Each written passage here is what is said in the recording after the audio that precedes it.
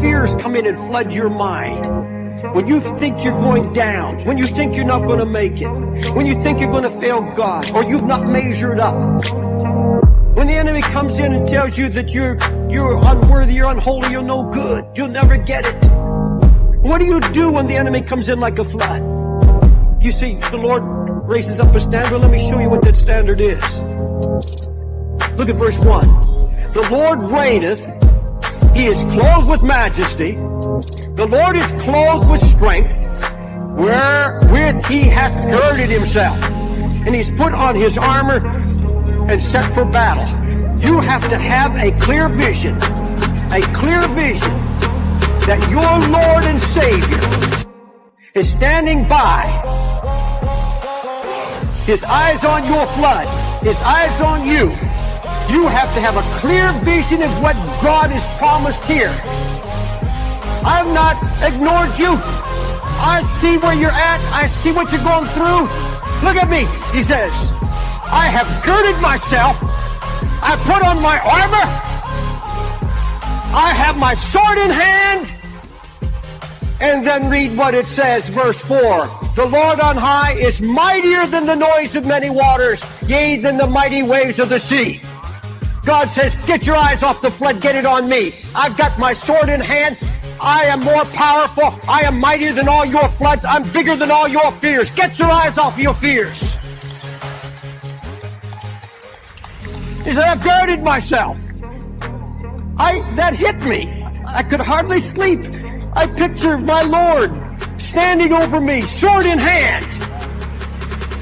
He knows how far it can go and no farther. He'll come and slay the dragon in his time. He's saying, now you just stand still and see the salvation of the Lord. You just put your trust in me right now. Don't be afraid.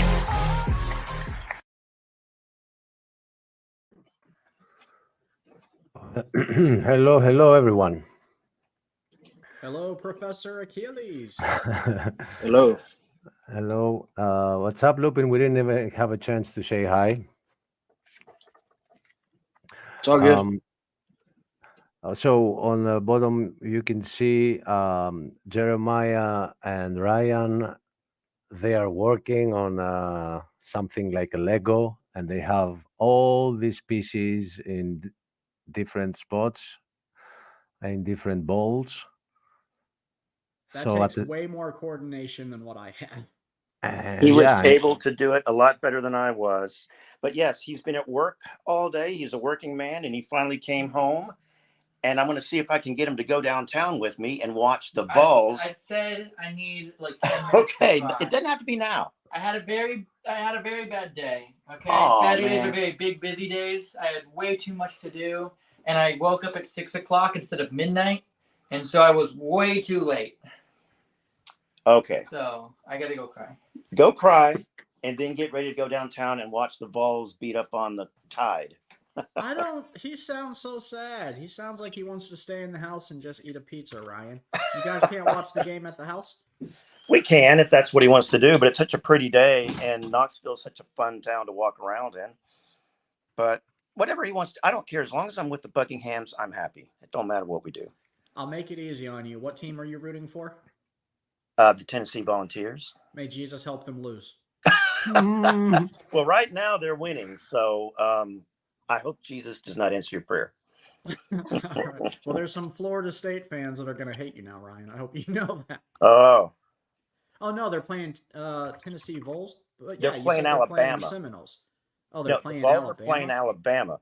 And if you remember last year, today the game is in Tuscaloosa, but last year it was here. And when Tennessee beat Alabama, the fans got so rambunctious that they tore down the goalposts at Neyland Stadium. I remember. Well, now let's go to Achilles to find out how to say all of that in Greek. Okay. Achilles is actually enjoying your discussion because it's giving me time to bring up some web pages. So because I have no preparation, but I did Okay. look up some pages and I wrote them down on paper because I was using the iPad at the time. And one of the links that I had to copy, that didn't work. So I just have to Google it, and I found that one. So I need one more. And Amen. I think I got that one too. Lupin, are you watching any of the games today? Are you a A&M guy or a Longhorn guy? Neither. I don't really pay attention to too much stuff like that. That's really cool. Yeah, I know, right? You guys are making me feel very carnal right now. Well, Ryan, I don't mean to do it. I mean, you know my personal experience. I had revelation from God that it was an idol in my life. For me personally, it was an idol in my life, and I was a Yes, diehard Florida Gator fan. you told me. But now I haven't watched but one football game, and I think I'm going on 4 years now. Yeah, and that you inspired me to really tone down my Clemson fandom, including replacing the tiger paw that was on the front of my car with a Jeremiah 29:11 plate, There's a and I really got one for interesting me. there's an interesting Bible study that my brother did on taking over the high places. If you notice in the Old Testament, there's a lot of mention of them building pagan temples on the high places. It's Mm, elevating the things of the world, the carnal. yeah, And what you did is you took over a high place. You took it from an idol and you gave it to God. You claimed that high yeah, place for God in your life. yeah. I felt that was a very symbolic gesture, getting that tiger paw off the front of my car and putting Jeremiah 29:11 on the front of it. It I felt was. that was like a symbolic gesture. And of course, I've got a plate for the Buckinghams, so both our cars have that on the front of them now. Yep, yep. That was I just. love your heart, Ryan. I do. Well, thank you. I used to have a Clemson banner above my headboard, but I think I showed it to you one night. Now it says "Love never fails." It says that now. So I still like Clemson, but I just got to keep it under control, so to speak, because there's a lot of Christians that play sports, Yep. and they have to take it under control. And I think we talked about how back when Trevor Lawrence was playing for Clemson, that's probably when I reached the height of my idolization. And people, because he had the long blonde hair, and people were comparing him to a Norse god or something like that. Well, And I love Tim Tebow, and mhm, he's what got me into college football. I mm, already was like a half-hearted Gator fan, but that's when I really started paying attention because yeah, he was so good. And I used to say the most blasphemous things. I used to say stuff like he was the god of college football. yeah, yeah, You don't realize till you look back in hindsight the way it gets out of hand. it does, and like I said, people were calling, Trevor Lawrence, they were deifying him almost. And the funny thing is, when he left Clemson started losing games, and then Mm, he went to Jacksonville Jaguars, and guess what he started doing? losing games. Losing games. Well, Yep. you know what's funny about that is the same thing happened with Tim Tebow. He Hmm. was like the mention of everybody. He was supposed to Yeah. be this great expectation in the NFL, and now he's a commentator because he Yeah. wasn't very good in the NFL. Well, I see. I'm still not all that super expert on football, but I do know enough now that there's a huge difference between college and NFL. Yes. Huge difference. Yep. It's like going from middle school to high school. Yep. I It's never liked like, the NFL. yeah, like when you left middle school, you're at the top. When you get into high school, you're at the You're at the bottom. bottom. Yep. Yeah. So that's basically what it is. Hmm. Anyway, So yeah, now I can interrupt you. Okay. yeah, I do want to point out, I said this to Ryan, that I have been blessed very early in my life to not care for sports. Although you see me, you know that I've been a racer in dirt bikes. When it comes to the worship part that is happening today, dirt bikes are not in it. Dirt bikes are not that part. I used to play a lot of sports, but I never had a time in my life that I knew all the members of one basketball or football team. Never. Like I never cared if my team wins or if my team loses, but just to be with friends, I had to pick a team. I'm just saying that because telling Ryan that he shouldn't, it's like me being a homosexual and telling somebody don't like women. So I'm like handicapped on the issue. I'm like circumcised from the beginning of my life. So I don't have a say really. But it has actually helped me a lot. It has given me a lot of space to do other things than knowing that today there's football, tomorrow there's basketball, the other day, Ryan left. That every day there is some sport that wants to take your attention from musing, because it is amusement, which means not to think. Ryan, I don't know if you heard me. I'm sorry, I accidentally hit the back button on my phone. I left for a moment. Sorry. I was just concluding to the fact that I have been circumcised on the issue from the beginning of my life gave me a lot of space to learn a lot of arts, Yes. like the telescope, like riding, like anything. Because what is happening is that Monday you have football, Tuesday you have soccer, Thursday you have basketball, then you have I don't know, Formula One, which is on Sundays, and they are doing this on purpose. So Yeah. we are always getting amused, Yeah. and the word muse, which is being used in our Bible, I think twice, it clearly says muse on these things, and it means to think, to ponder. So amusement means not to think, Yes. and they are doing their best to have you busy with amusement every day. Oh yeah, well, it's everything is scheduled to where if you're just a general sports fanatic, just in general, the entire year is filled with some sort of sport that you can amuse yourself with. Exactly, They have all exactly. the seasons for the teams to play are all complementary to each other, to where you can watch something every day of your life if you want to. Yep. You So know, just throwing it out there that yeah, it's okay to be amused, yeah. but not all the time. That's all. Well, if Jeremiah and I go down and watch the game, it'll be like a father and son activity. Yeah, it's more of the contact between each Yeah, other. yeah. Now, if I was in Jeremiah's shoes, I would go for some Papa John's. Mm. I Well, don't know. there are some really good restaurants in downtown Knoxville. There's a really cool ice cream parlor that we might go to. I mean, but hopefully we'll go somewhere. I mean, if we stay here, that's fine. But the weather's so beautiful, and we're only about 10 minutes from downtown, if that. So Right. we'll see.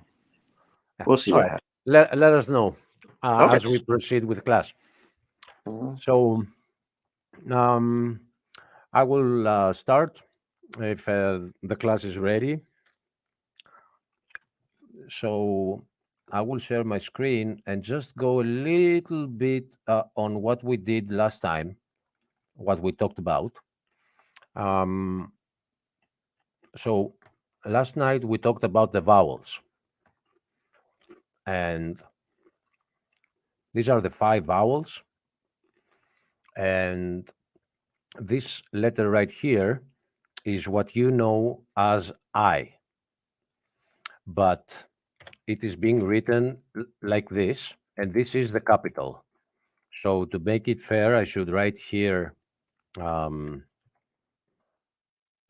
Let me see. Yes, I should have them both. This is the right one as I have them here. Okay, let me get this, make this a little smaller so the other one can come in. And then maybe I can remove this, make it smaller. So the same thing happens with the other ones. Although these are the small letters, they do have a capital letter too. And I do need to write it only on these two, on ita. This one is always in my way. Now I need that again. So no, you see the little problem that I'm having. But if I make this a little smaller, then I won't be having that problem again. So this is Ita, it is written, but it is hidden. So there, now that's better. I will make it smaller and even make the box smaller. So this is 1, and this is the Ypsilon. Don't worry about that, the name. I'm just giving it to you for further info. It's not something you need to know. These are the same letters, but it's capitalized or not. Okay?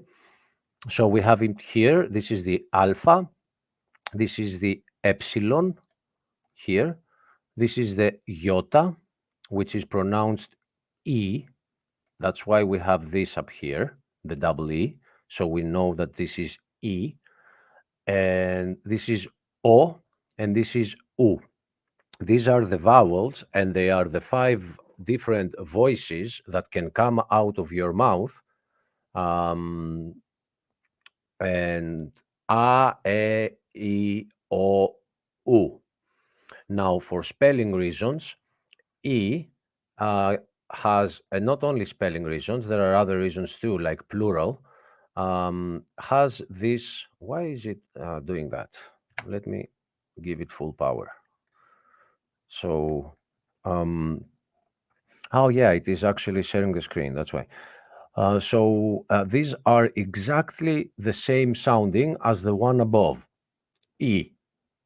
So, as we said yesterday, we know this from words that we didn't know that we know. This is E, and this is how you pronounce it when you read the word Genesis. You don't say Genesis. You say Genesis. So E, and E. E. Genesis. So this happens on every other word that you have to pronounce in Greek. Usually you use, and you do the same. I have another one that just popped in my head. Synthesis. You know the word synthesis? Yes. So I don't want that font. I would rather have this font. So please, I'll be thank back you. in 1 second. You there, Lupin? Yeah, I'm here. I was getting the dog in, but I'm listening. It sounds a lot like Spanish. Yes. Did you catch class 1? Parts of it. I didn't see the whole thing. We had a Spaniard with us, somebody who is educated in Spanish, and it was actually very easy for him. It wasn't fair for Stump. Claro que This sí. they look a lot alike, and the reason is that the Greek language is the mother of languages. So here we have the word synthesis, and again, we do, we do not say synthesis. We say synthesis because E, the Y, is exactly this one. It's E. Remember, these are the 5 voices, so we have 5 vowels. A, E, I, O, U. If you can think of another voice that can come out of your mouth without touching your lips or your tongue or anything else, just voice, tell me about it. But there is none. And this is the reason why this language is important, because the structuring of it mimics exactly what happens with the mouth. So, I'm sorry. We also said, Brother Lupin, that when you see this little couple of dots, they are separating the 2 voices. Because on this example here, this is the same as E. When you see this together, the A and the E, it is pronounced E. But if it has these 2 lines, then it's pronounced A, E. A from this one, and E from that one. But if you see them without those 2 dots, then this is the letter epsilon in the way it sounds. It is exactly the same. It is E.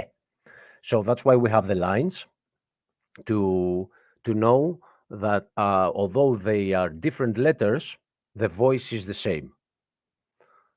So the E has 4 different ones, the E has one, and the O has another. So this is it about the vowels. It could get more complicated, like if you are actually doing this in school, it can get more complicated, like there are categories. But my job here is to help people read the word and not pronounce it funny. We might get into deeper things concerning the Greek language, but that will be called 110. Right now we are on 102, which is just the basics. So I think I can, because we already have a full video on vowels, I think with this intro, I can go out of here, but there's one thing that I would like to tell Lupin. Okay, how do I do it? I can't do this. I have to, unfortunately, to do 2 dots. So Mhm. Lupin, oh, I had them right here. I just pushed it aside and I had them right here. Let me delete this one. So this is E. This right here is E. And this one right here is E. It's exactly the same, sounding exactly the same. So when you see this somewhere, it is an E. But if you see the dots, if you see them here, there's something wrong with my neck, with my voice today. You know what I mean? At some point, I had to fix it. So you separate the voice just like we did with the I. So this is now Oi. This one is Oi right now. Okay, if I take this and put it over here, then this E becomes AE. Okay, it separates the voices. Okay. And that is the name it gets. Separative. It's I don't even want to tell you the name in Greek because it would sound funny. It doesn't make any sense. But the name we use for these two is separative. Like its job is only to separate. So it is important because not you. This reminds me. Someone gets in the bar in the English language. He says, "You come with me." Everybody gets up. Not you. You. One gets up. Not you. You. So we have a separation between you plural and you one. Singular. Yeah. Okay, and that's what the dot is. That what it does? It separates the plural from the singular. No, but the fact that I picked up this box right here and it wasn't what I wanted to pick up, it reminded me of that joke. So Oh, okay. it was completely irrelevant. But what I would point out right now is that here, if you see, we have in this word down here, we have this letter. We have this letter. I will draw lines. Why not? I will draw a line to this. I will copy this line and make it that way. Okay. I will draw another one and put it here and bring it here. Then I'm gonna make another one and bring it here. Now it hides the one back there, but you can actually see what I mean. So these are all the vowels that exist in this word. I could actually delete the lines and make it in colors. Let me do that instead.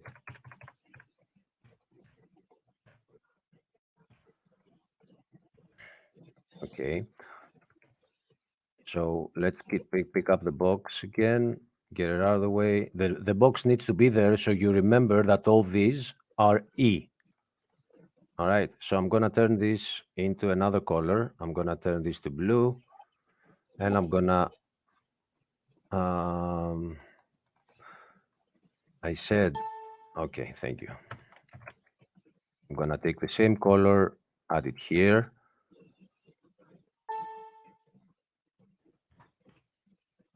And the O, you see what I'm trying to do right now. Okay, not you. You need to get smaller. I'm trying to show you that we have one word down here that looks very complicated. I was gonna say, yeah, it looks like a big word. Yes, this is the word, my brother, that you had the discussion with Stump? Stump, and it means co-heirs. Remember it? Yeah.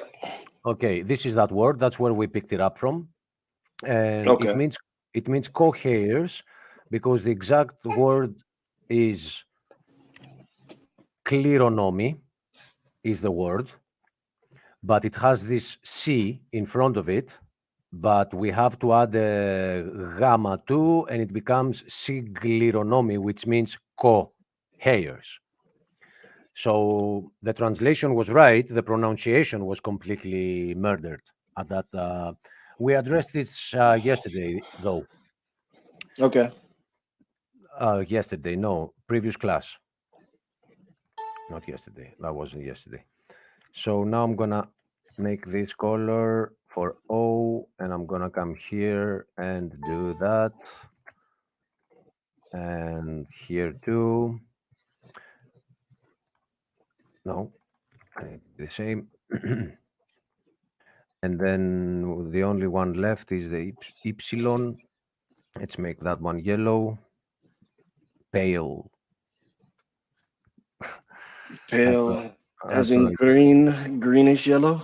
Yeah, you could say that, but that will open another can of worms because it's not. But anyway, you do see that green and yellow do have a pale in between them, but they are kind of distinct. But anyway, it's another kind of worms. Now, anyway, let me go to yellow here so I can go here and have the same color, which I didn't copy. Now I need to. And come here and add the same color. The reason I'm doing this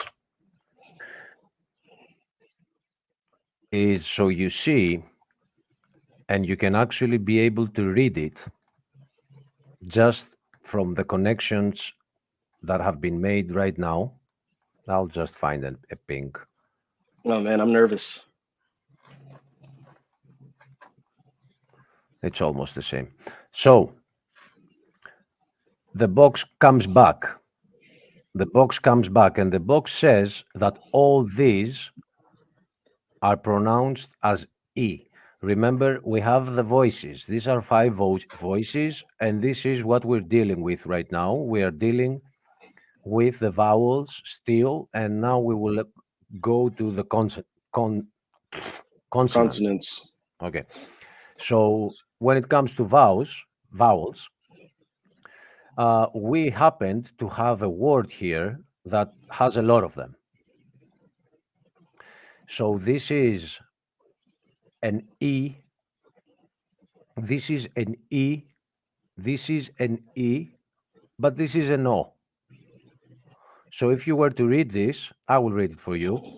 You would read C, it's an E, glee, it's another E, ro, no, mi, because it's an E.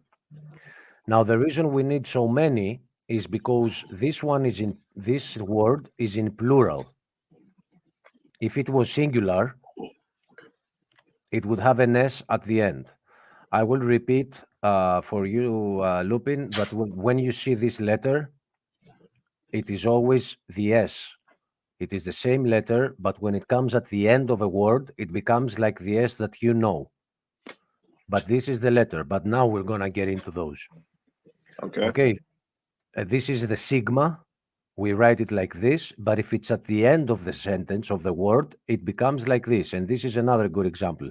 We say Genesis. You have it up here as the same letter, and we just separate if it is the end of the word or not. If it is the end of the word, it becomes like your S. If it's not the end of the word, it is written like this. Okay.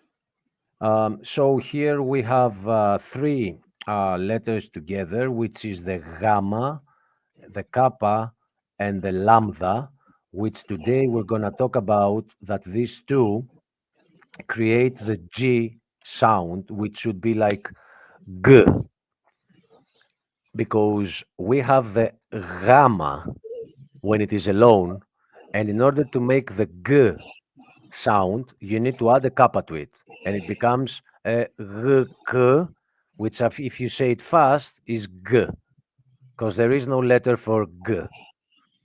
So this word with the lambda then will become sigilironomos.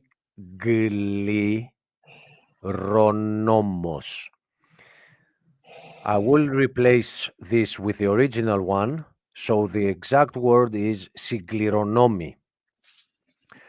And the magnificence of the Greek language, and the reason they don't want people knowing it, they're trying to make it disappear, is that it's all words that have been added together. And if you don't understand a complicated word, all you do is you break it down. So here, the exact translation of this is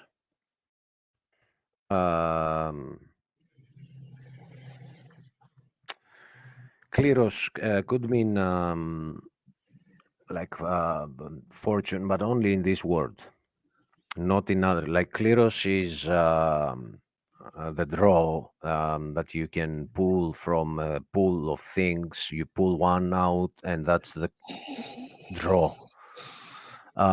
So anyway, this is, it's like saying plus together.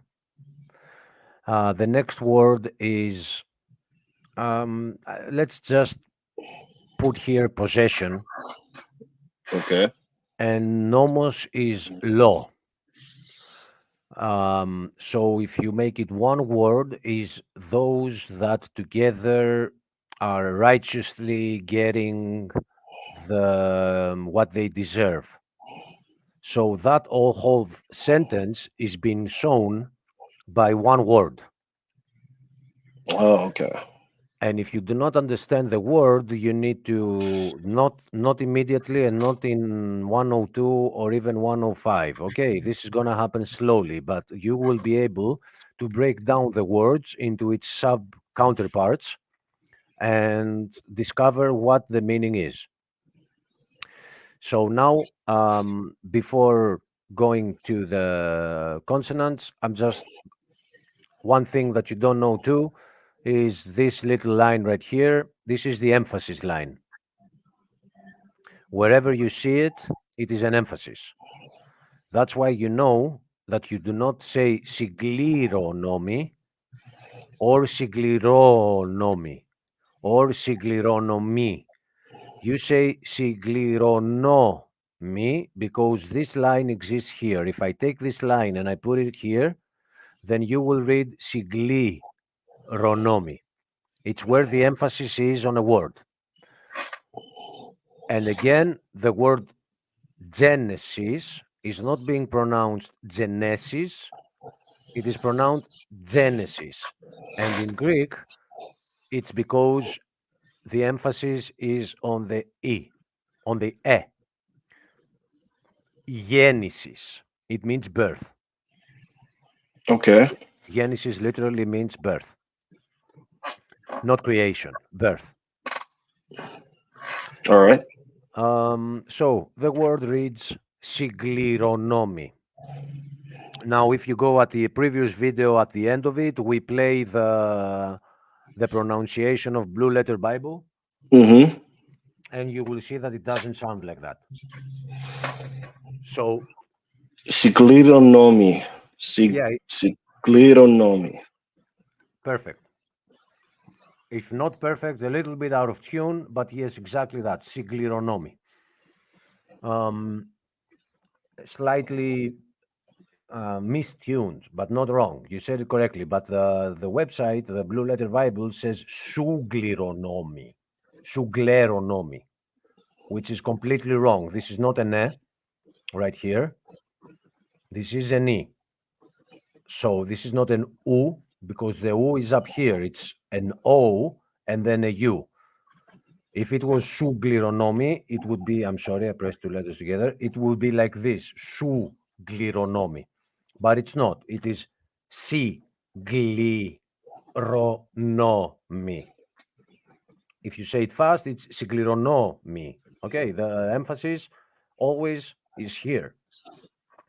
Now, on my way to go to the consonants, there's something I want to point out.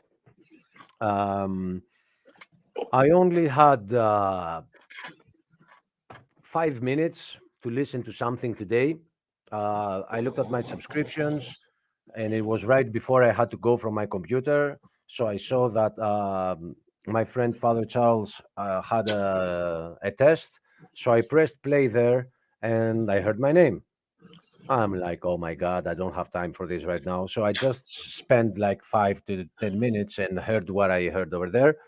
One of the things said, I will address the other things said, but on another show. Maybe I might join a panel and talk about a couple of things. But concerning the Greek, somebody was advised. Somebody else, please take care of who's coming in, who's coming out. Oh, the favorite student.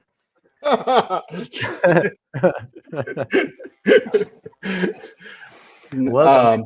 Did you bring your homework? Heck yeah! Shoot, you want me to take the teacher's pet seat already, or what? No, not yet. No, no. I just say hello to you guys today. Hello, brother. Welcome. Because I have been Achilles.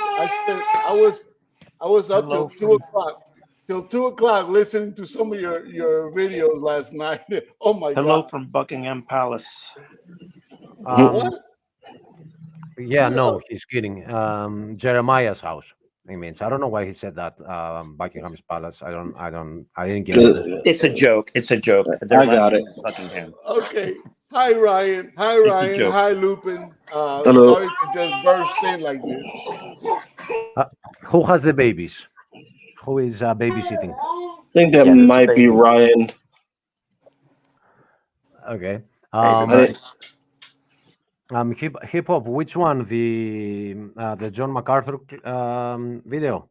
No. The ones oh my God, I saw the one that you sent, Chuck. And then let me see, what were they? It's the one that you have A, B, C, D, E, you got several of them.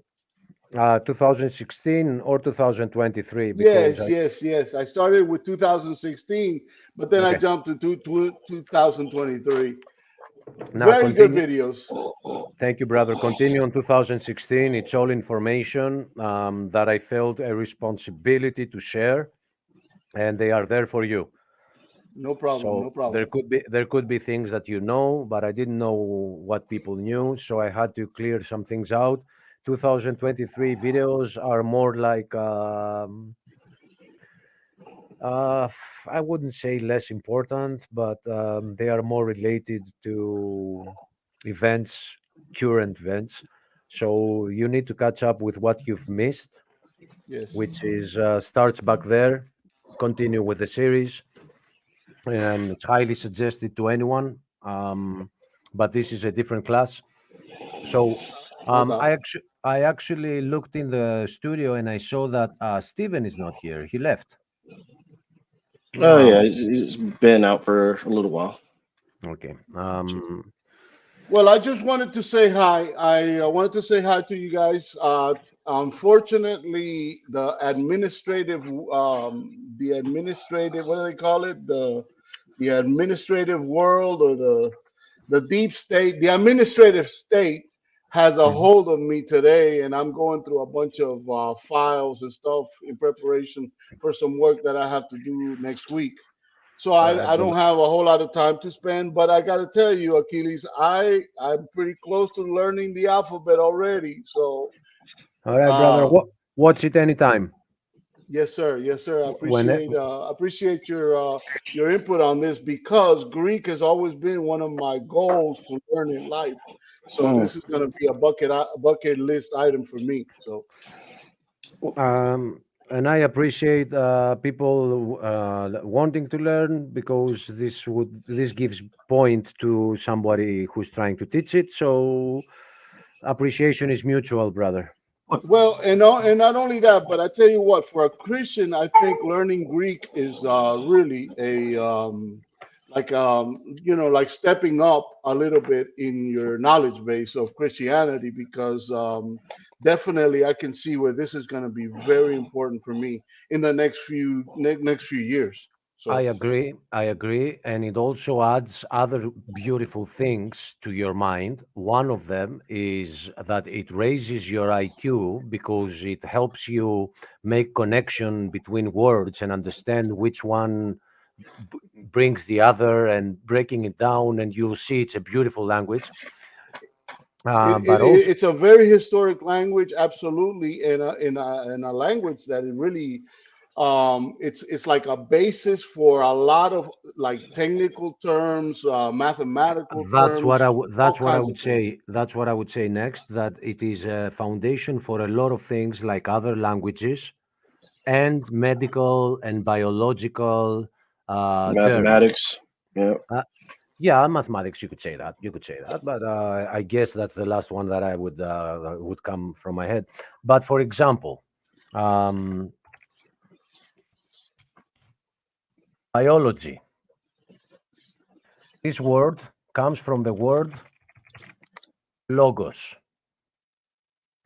Bio comes from the word life. So biology is the study of life. So it is a very important word. And let's not forget, this is a very complicated, not complicated, this is a very deep issue here, because at the beginning was logos. That is what the Greek says. In the beginning was logos. Logos has many meanings. It translates to purpose, it translates to word, it translates to speech, it translates to written speech, and it's like God is telling us that at the beginning was all that, and Jesus being the word, and the word being used is logos, and the word logic comes out of this word. So we just gave one example why Greek is a very important language for people to learn, and why the United States and other countries are educated against it. Like, oh, don't worry about it. It's very all Greek to me. Haha. It's not that hard. As you can see, I don't have a university degree on Greek. We are actually now at my first grade of school, not even Right. high school. So it's not as easy, as hard as they say, but it's not as easy as English. I will give you that. I don't know about that. I don't know because English is kind of tough for a lot of people. But I'll say this to the panel. Like for example, love. The word love. I remember studying this a while back with a friend of mine, and love in the Bible is written as love in the English language. But if you go to the Greek, a lot of the times you'll find that agape. Let me just correct me if I'm wrong, Achilles, but like agape, there's Mhm. several different. Several Well, different. now before you go to get the work that you want to do, Uh-huh. I want you to see if you pronounced it correctly. Agape. Agape. Very nice. You don't have to shout when you see the line, Right, but right. go ahead again. Agape. as you can see, Agape. there is a struggle within you. Who does this? Somebody has to stop this sound. It's always in my ear. Where does it come from? I'm not in the studio. If I come in the studio, you get this matrix, and I'm avoiding it. Maybe you have a secondary window open. So who's doing that sound? Ryan, I think, and he just muted himself, right? I've been mute. I've been mute. It might be me. I don't know. I don't hear what you're hearing. There's a lot of background noise, and it's not a repetition of like echo. It's something happening in the room. So whoever has people in the room, that's where it's coming from. Anyway, let me not divert from what we're saying. Did you see? Did you see that there is a struggle within you when you are trying to pronounce it? Because what you read is agape, but what you've been told is agape. So there is a struggle. I can see it. You go like agape. Definitely. It's not agape. It's agape. Okay. So this is the word agape. And in order to save you from the trouble of explaining to me what you want to say, let me just tell you that it was a pope who did that back in the 1500s, and he is wrong. He said that there are 5 words for agape in Greek. He is wrong. He is a liar. And the reason he did that is because they want to bring within the word agape homosexuality. The popes, anything that comes from the popes, as far as I'm concerned, Exactly. you have to cross it out. Exactly. I have exposed this. I have exposed this in one of my videos. If you want to check it out, it is called. It has to do with Eurovision, and the song is El Diablo, and I'm actually attacking the song. The video should be titled El Diablo fan-made video, and you will see a thumbnail. It's blue, and it has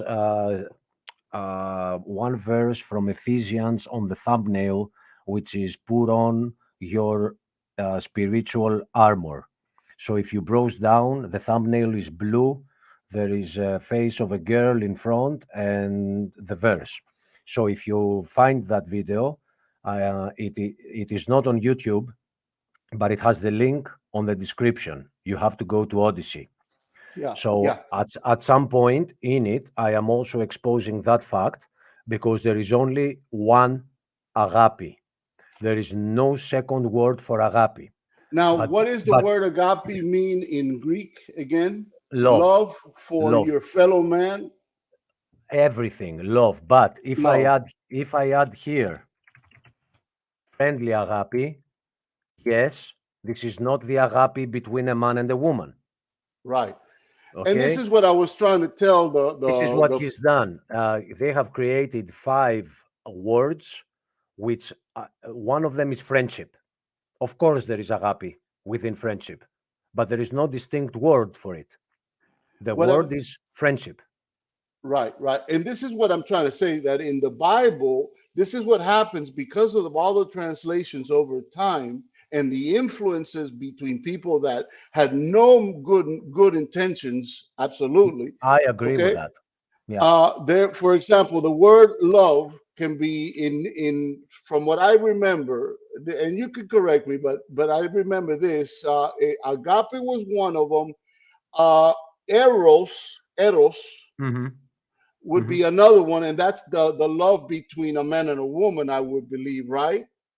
It is, but not the love, falling in love. Or the sex, or maybe no. There is the distinction is that eros, or otherwise written as erotas. This is the New Greek, and this is the ancient Greek. Okay. So what this one speaks of is exactly what you know as falling in love. Okay. So but after falling in love, okay, this follows. And then you understand? Right. It's not. Yeah, go. Go ahead. Okay, what about another form of the word love? Agape is between, okay, it's everybody, but what about the love from God to man? Let's say that. Isn't that another? Agape. Agape. That's agape. Agape. Okay, agape. Uh, Give me others. Give me others. and then let me see. There's another one. Yeah, I remember. I remember it's 5. I think that there's three. There's okay. I thought it was just three at the time. At the time, I was just dealing with three, but there may be more. But what I'm trying to say to you is that in Greek, in the old parchments, in the old papyri or whatever, the old Okay, writings, papyri. Okay, okay, that's you good would enough. find the different words with a different meaning or the different tense or the different focus in Greek, but when it got converted to English, they just stuck love in there. So you in the translation, you're actually losing some of the meaning of the context of the verse. And that I will say concerning this word that God is Himself agape, and uh-huh, and everything He has done for us is agape. The sacrifice of Christ for me is from His love, from His agape towards me. right, But the same exact word is being described if I want to say I love you. exactly. It's exactly the same word. Let me point out why they've done this. Because this, although it means falling in love, this is a pagan god. His name is Eros, and he is what you know as Cupid. Right. So if you look up the Eros cult, you will realize that there is a cult about him that accepts homosexuality, and having the Pope direct people away from the true meaning of the word agape, and bringing this as an example that there are others, it's not a correct gospel to do, especially from somebody who works for the church. Exactly. It's It was a always corruption. It was a it corruption is a of corruption, exactly, the a true corruption of text. the truth. Yeah. So the word that God is between God and you is agape, and what exists between me and you is agape. The only difference is that when it comes to God, I will do this, God's agape, and between me and you, the only difference is that instead of God's, I say friends agape. Yeah, There is no other word.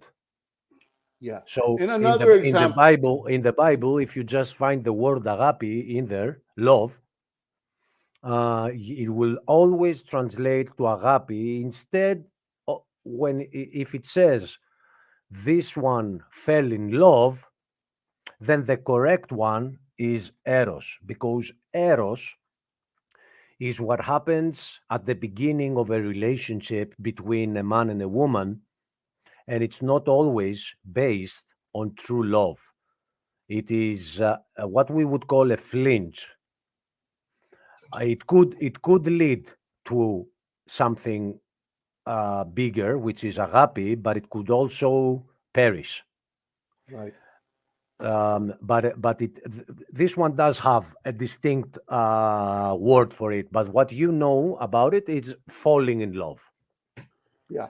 I know Again, one more thing. Agape considers everything. Love is blind. Love can blind you and can lead you into false roads. You know what I'm saying? right, right. Agape is pure. Another example, because I want to make sure that these guys understand what I'm saying, because it's very important, really, to understand the Bible. Like the word heaven, okay? You can say the word heaven in Greek as cosmos, No, no. as No. Cosmos is a distinct word in Greek, and it is written like this. Correct. That's exactly right. But if when they translated to English, they went and said heaven for that. Okay. Now there's another one. Uranu is. Urano. Let me write it to you, and you now Let me pronounce it. Let me see if I can pronounce it. Yes. Let me see. Okay, that's that. Okay, Ora.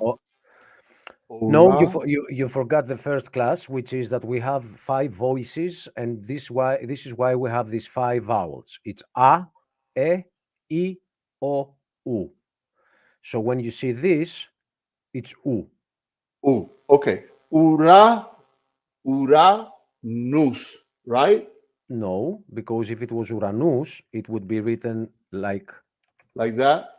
Like this, Uranus. Okay, let me see if I can remember that. Oh, See, I'm still struggling a little bit with It's O. It's O. Uranos. Yes. Uranos. Uranos. Uranos. Okay, Uranos. Exactly. Okay, but there's also which one was the one for the atmosphere? Uranos actually means sky. So Okay. actually, what about for heaven, the third heaven, like the heaven where God dwells? The Bible is using the word Uranos, and it is saying that there is the firmament that God named Uranos. Okay. And then it uses the same word again in Greek, but it describes it as God lives in the Uranos. So we have arrived to the fact that there are 3 skies. One is under the firmament, and it is where birds fly. What is another word for that in Greek? Firmament. That's a word in Greek? No, that's English. There is a distinct word for it. Yes, it is. I will have Lupin read it. Let's see. Maybe Lupin was not here. This is the Ro, which is R, and we are trying to get in the I can't pronounce that word. Consonants. Consonants today, but you see, I'm trying. So let's still, if you want to give it a shot, go. If not, let's leave it to the best student in class. That's funny. I'll leave it to the best student. All right, let's see. Okay, that's okay. It's the sigma. Yes. Okay. And then it's a T. So then you have your E. So how would that sound? These 3. Yes. Okay. Let me see. Remember now, this one is stereo, it's this one. Stereo. Okay. And this is the M. We're gonna get into those right now. But this is the M. Stereum. You are still alpha. Okay. You are still listen. You are still relating the letter E, which is epsilon. You are still relating it to E. But the word Genesis doesn't use it as E, it uses it as E. And you need to remember this horizontally in Greek. It's always E, never E. I'm struggling a little bit with the way the shape of the capital letter and the little letter is. I'm still struggling a little bit with that because I'm working on it. Yeah, we're gonna get into those today, hopefully. So I make it a smaller one for you. Good luck now. Okay, let's see. If I was to change this for this, would it help? Hold up. It's the same letter. This one is that one. And it is the same letter. Should I Stere, make stere, this bigger? stere, stere, oh, This, yes, we're going good. And this is the M. okay. M, Yeah. And stere, this is sturma, sterma, something like close. that. Close. I will Tell, read. I will tell me read. a little bit more and tell me how you say it. Let me see. I will read for the class. Okay. Στερεόμα. Στερεόμα. Ereoma. Okay, Στε, okay. come on. Στερεόμα. And remember, where this line is on the letter, it That's the always accent. signifies where the accent or the emphasis is. So it is not στερεόμα, and it's either στερεόμα. It is στερεόμα. And if you Okay. say it quick, it sounds like. Go ahead. Stereoma. Ste- Stereoma. Στερεόμα. Stereoma. Okay. Yes, Okay. this is the word. That This is the exact word. for firmament. Okay. Yes. So what I'm trying to say here for these guys is that all three of those words, okay, all three of those words when it got translated to English in some translations, okay, in some translations, they all use the word, let's say, heaven. Okay. And this is where it can get confusing for the lay Christian because those are actually three different forms of heaven. Okay. I guess And that is actually wrong because cosmos, cosmos. as Okay. used in the Bible, means the whole of creation. It doesn't say sky. It What says about you, the universe? I thought that cosmos that's was the universe. that's what it means. Creation in its entirety, like Okay. whole of it. We have Okay. a distinct word for it from the Bible, which is plasi, and this exactly translates to whatever has been made. Γιατί Okay. plátho, which is the verb, is to shape. So plasi means creation, and it means whatever God shaped, Okay. anything He created. So when you read this word in the Bible, it means exactly this word. It means everything that is, everything, cosmos, everything. So it is not sky. It's clearly not sky. The next time I come to class, I'm gonna bring you some more examples of this, and then I'm gonna put the teacher on I'm gonna put Yes. the teacher on point so that he can explain it to us because I'm telling you, this is all I believe that this is one of the reasons why there is so much confusion in the church because you got to remember, the Catholic Church No, denied I completely agree. I the completely Catholic agree. Yeah. Church denied the use of Greek or other languages for more than 1,000 years inside the church.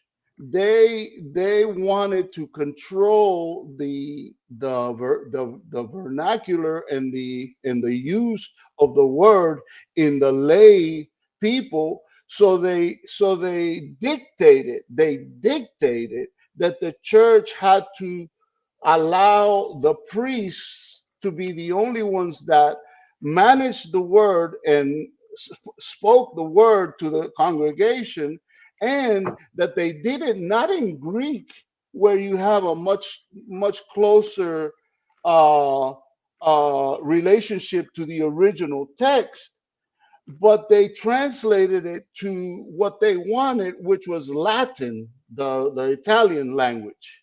Okay? And by doing that, they created all kinds of confusion that reigns even till today. Okay? I completely agree. And there are a lot of people that if they are watching this, they know who they are because we've been talking with each other, that they don't want you touching their translation. They believe you work for Satan if you touch their translation.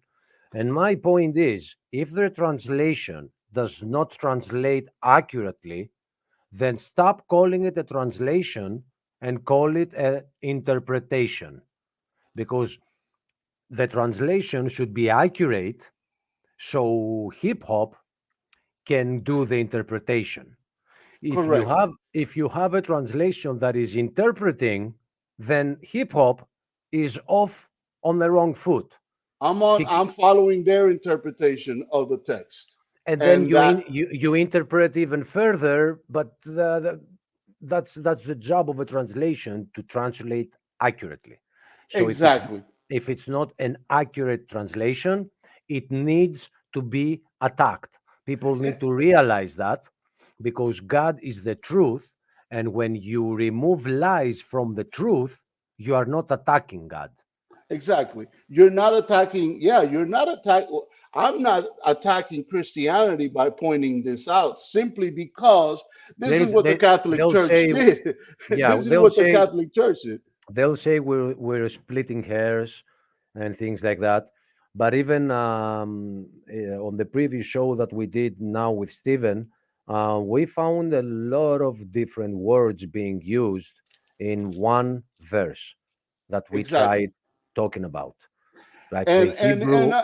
like the Yeah, word says, and like the word says, by their actions you shall know who they are. Okay, you got to understand that there is a history of martyrs in the church that were killed by the Catholic Church because they wanted to be able to read and speak the word, number one, and number two, they wanted to know the proper or the true translation, the true and more accurate meaning of the original text. Okay, there people got killed. There were thousands, okay, hundreds okay. of thousands. Brother, although A, I agree 100% with what you're saying. B, we can take hours to do it. Yes. Let's leave it out of here, because somebody who only watches for the Greek, we're wasting time. I think we're gonna do another show after this because we feel like chatting. So make sure you do what you have to do and join on the next one, and then we can talk about this too. There is no subject that we have in plan. 10-4, S- 10-4. so Absolutely. I yeah, just okay. wanted to say hi, and you know me, I'm just as chatty as Achilles. You are, and I love that. I love that. Okay. All right, So, guys. Well, hey, I love you in Christ. Peace and grace to you. Enjoy the class. see you soon. Goodbye, brother. Thanks for the input. Thank you. So, wow, yeah, I need a minute to organize my thought. It's okay. I'm still on the vowels. I, A, E, O, U. Perfect. A, E, I, O, U. Perfect. Okay, I'll be focusing on that while you can gather up, pick up where you left off. So I'll just say again that E has 5 forms. This is the one, the first in the circle, but it also has this, it has this, it has this, and it has that. The pink one is usually used. When I say usually, I mean like 90%. It's being used to signify the plural if it is at the end of a word. So that's why we need a distinction from something like this one. Its job is different. E, eta, E, epsilon, and E, iota are just grammatic reasons, because you'll see this language is beautiful, and there are reasons that everything is written with these specific letters. I do think we mentioned one or a couple plasi. If it is plasi has an eta at the end, then it is a noun. But if it has an epsilon iota at the end, then it is a verb. So there is a very specific reason that all this exists. So another thing is to remember that this is e. This is exactly the same. When you see lines, these are exactly the same. E, unless we separate the voice. If we separate the voice, it's I. The same happens with this. It's E, unless we separate it with this symbol. This one right here, I can't pick it up from here. I have to go back to the title. The same here. It's E, unless we separate it with these two dots, and it becomes oi, which is pretty rare to have oi in Greek. It's a little bit more Hebrew, the oi. So, and the u, you will never find the dots separating the u. Never. You will never find it. Oi. If it is oi, we will use this. Because why? Because this is o, and if you take this separately, it's this. So it's this. So if I were to separate those two, this would be o-e. But we already have an o-e. It's here. It's the o iota, omicron iota. So I think we should move. Now, before moving on, I think before Hip Hop interrupted, I just want to say I did spend 5 to 7 minutes. I wish I could offer more.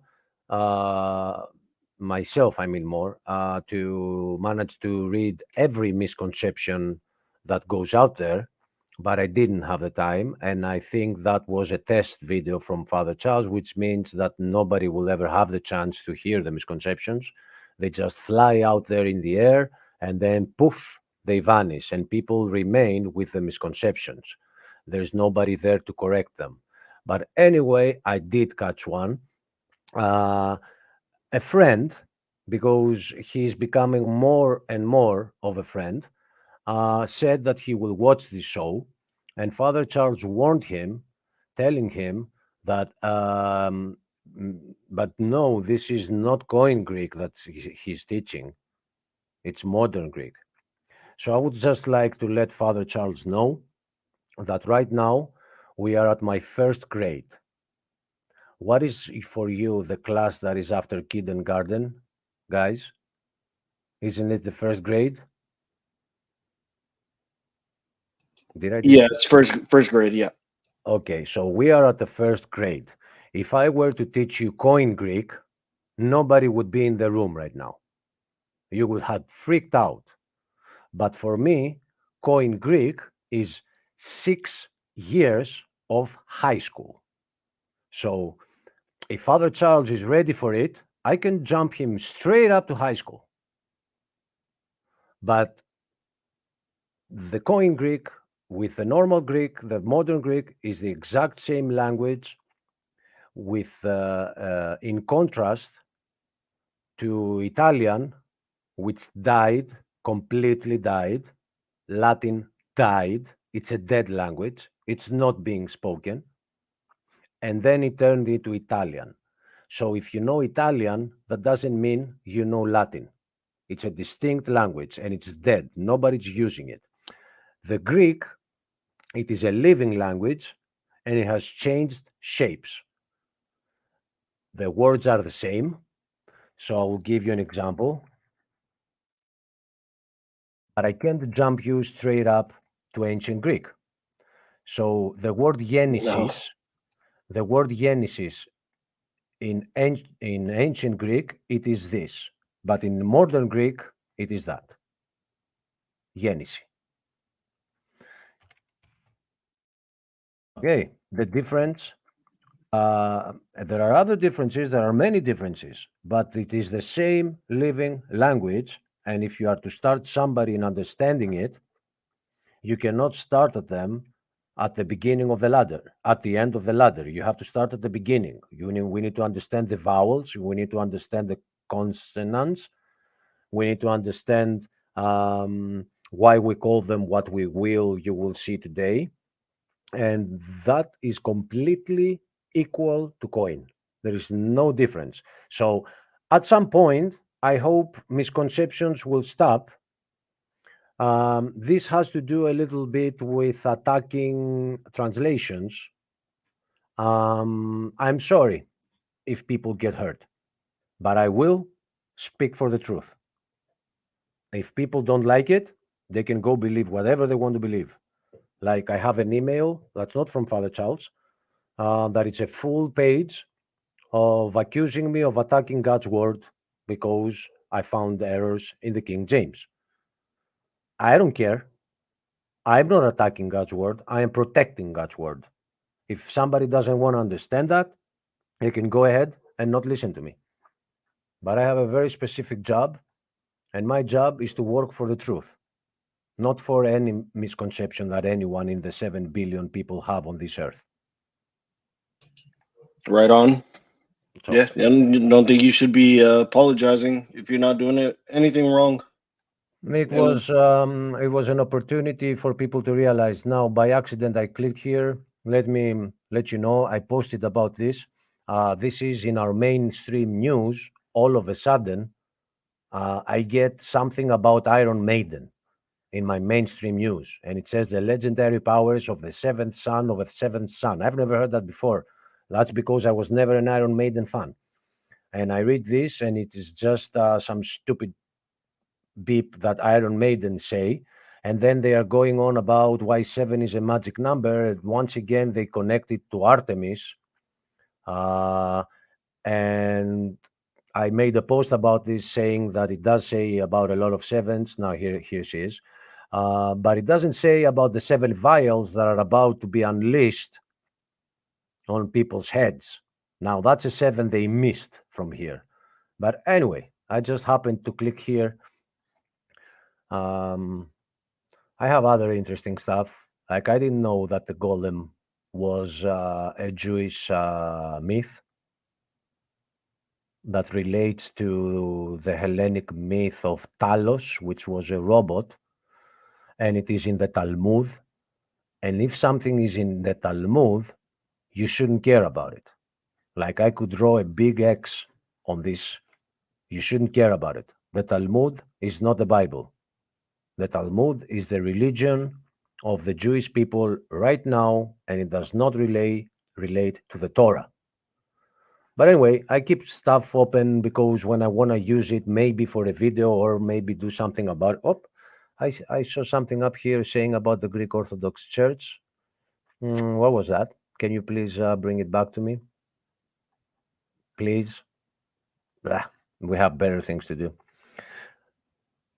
Maybe it said about the Greek Orthodox Church that was bombed today in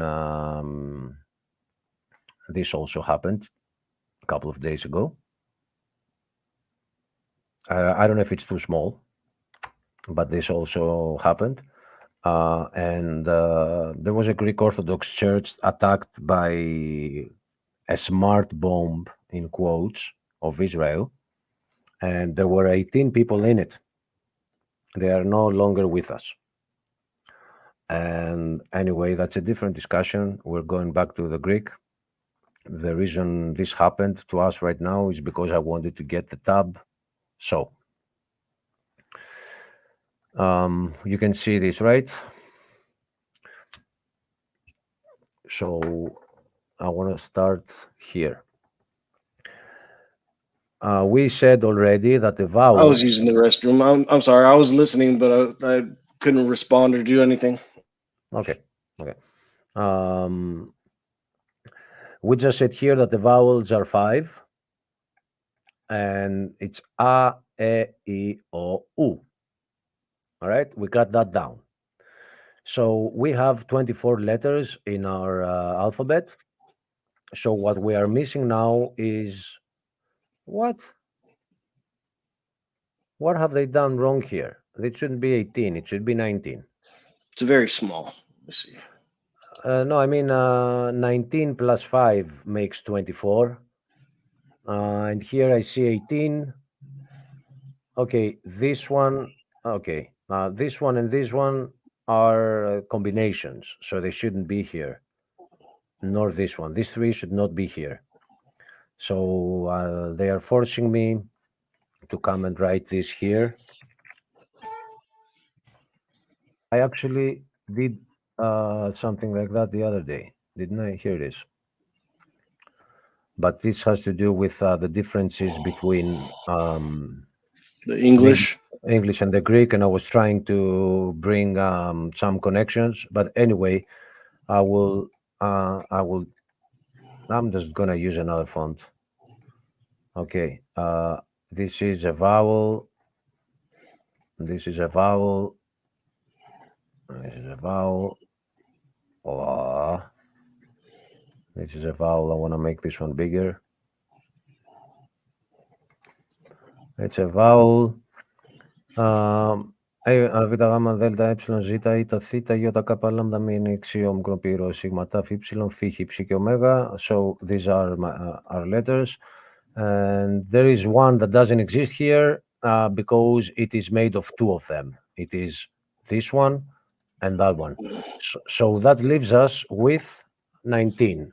3, 4, 5. I'm reading them backwards and it's messing with my head. 1, 2, 3, 4. Oh, we missed that. 1, 2, 3, 4. What is going on here? Why am I?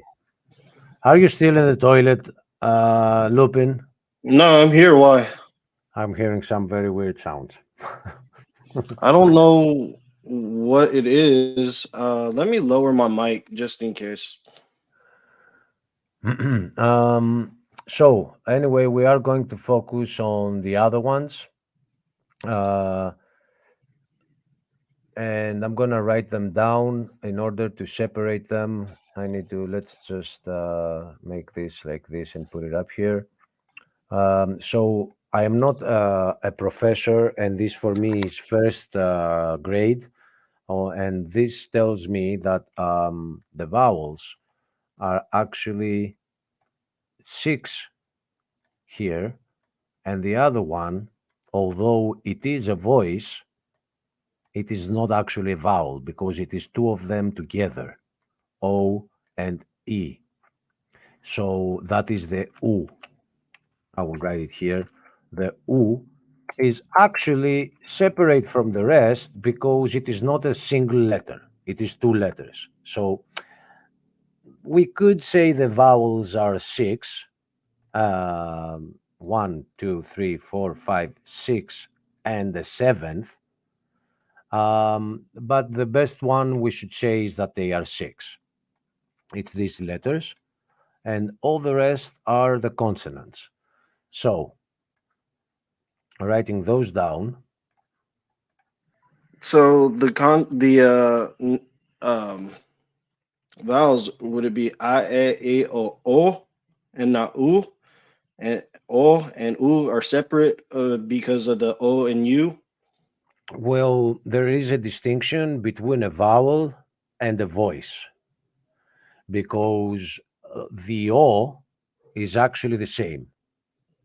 But just as I remembered it, the same website is using the 5 voices and calls them vowels. That's what I remembered too. But if we are talking about letters, I mean letter distinctions, then the vowels are those that are not consonants. Okay, it's those that don't require using your teeth, your tongue, your lips. So they are actually 6, but this one and this one is the same voice. The O is O. It's Omicron and Omega. It is the same voice. It is O. And likewise, this one is the same with this one. It is E. So if we could make a distinction, it's A, E. These two are the same. These two are the same. and this is distinct. So that makes it 1, 2, 3, 4, and then the fifth. I understand this could be confusing, but I think we're pinning it. Like there's a difference between a vowel and a voice. So that doesn't matter much. You already Right. realized that this is A, this is E, this is E, but this is E. Oh, darn it. I missed one. I missed this one. This is E. Let me delete the English. It's just confusing us. So these are vowels, and this doesn't exist in them. But when it comes to voices, this, and that is the same. It's the same voice, E. All right? And this one with this one, it's again the same voice, O. But in order to cover all the voices, we also have this one, which is a combination of this one and that one. And they say U. If you want it capitalized, it's like this. U. I don't like this font. Maybe if I change it, yeah, that's more like it. Okay, this is the E, the Ypsilon. So anyway, let's go to the so the consonants. We separate them according to where the voice comes from your mouth. We have the ones that are called, I'm not gonna ever find the right word in English. Okay? The word is, you need to understand without me finding the right word. Let me put another font because the Greek one, first off, I will also use something bigger.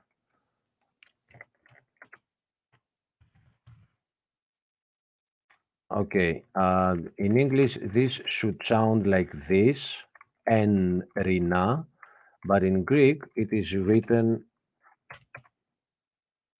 I don't like that font either because it only has capital letters. I need to see if this one is good. It's pretty all right. But here we need the English E. So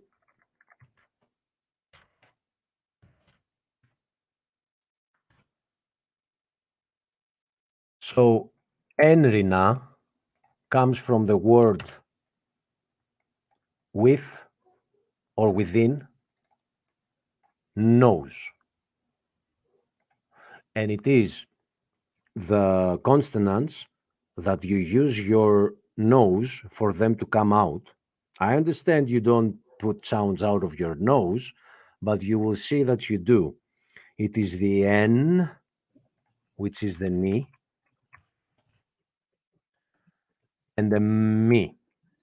So your sinus are like nasal cavities. So thank you. I can name them like that. Yes. Nasal, right? Is yeah. that how so we have this. Those were, I didn't want those to go away, but I made a new tab anyway. And I didn't want you to go away either. I thought I copied you. Copy, paste. So now I did. Okay. So the second one is dental. And its name, let me see if you can read it. This is the delta, and it's not a delta, it is delta. So what do you read here? Let me make it bigger. What do you read? Or the Why? or Why did you change this to e? You said O here, very nice, but then you said O the. Why? I was just trying to spell it out or Yeah. read it out. Yeah, but I'm correcting the fact that you said the first one correctly, o. You said the second one correctly, the, and then you made it e. Why?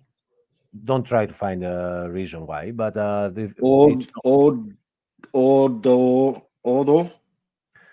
although the ka. So this is actually a very good way to show you this. In Greek, the letter delta is not like a D. It is a V. We call it delta. Okay? So in order for a word to sound like a D, we add two letters, which is the ni and a T. So NT, if you don't have the E, because there is no E here. I mean, for you to say the letter N, you are actually using two voices. You're using E and ni, N. This is how you pronounce this one.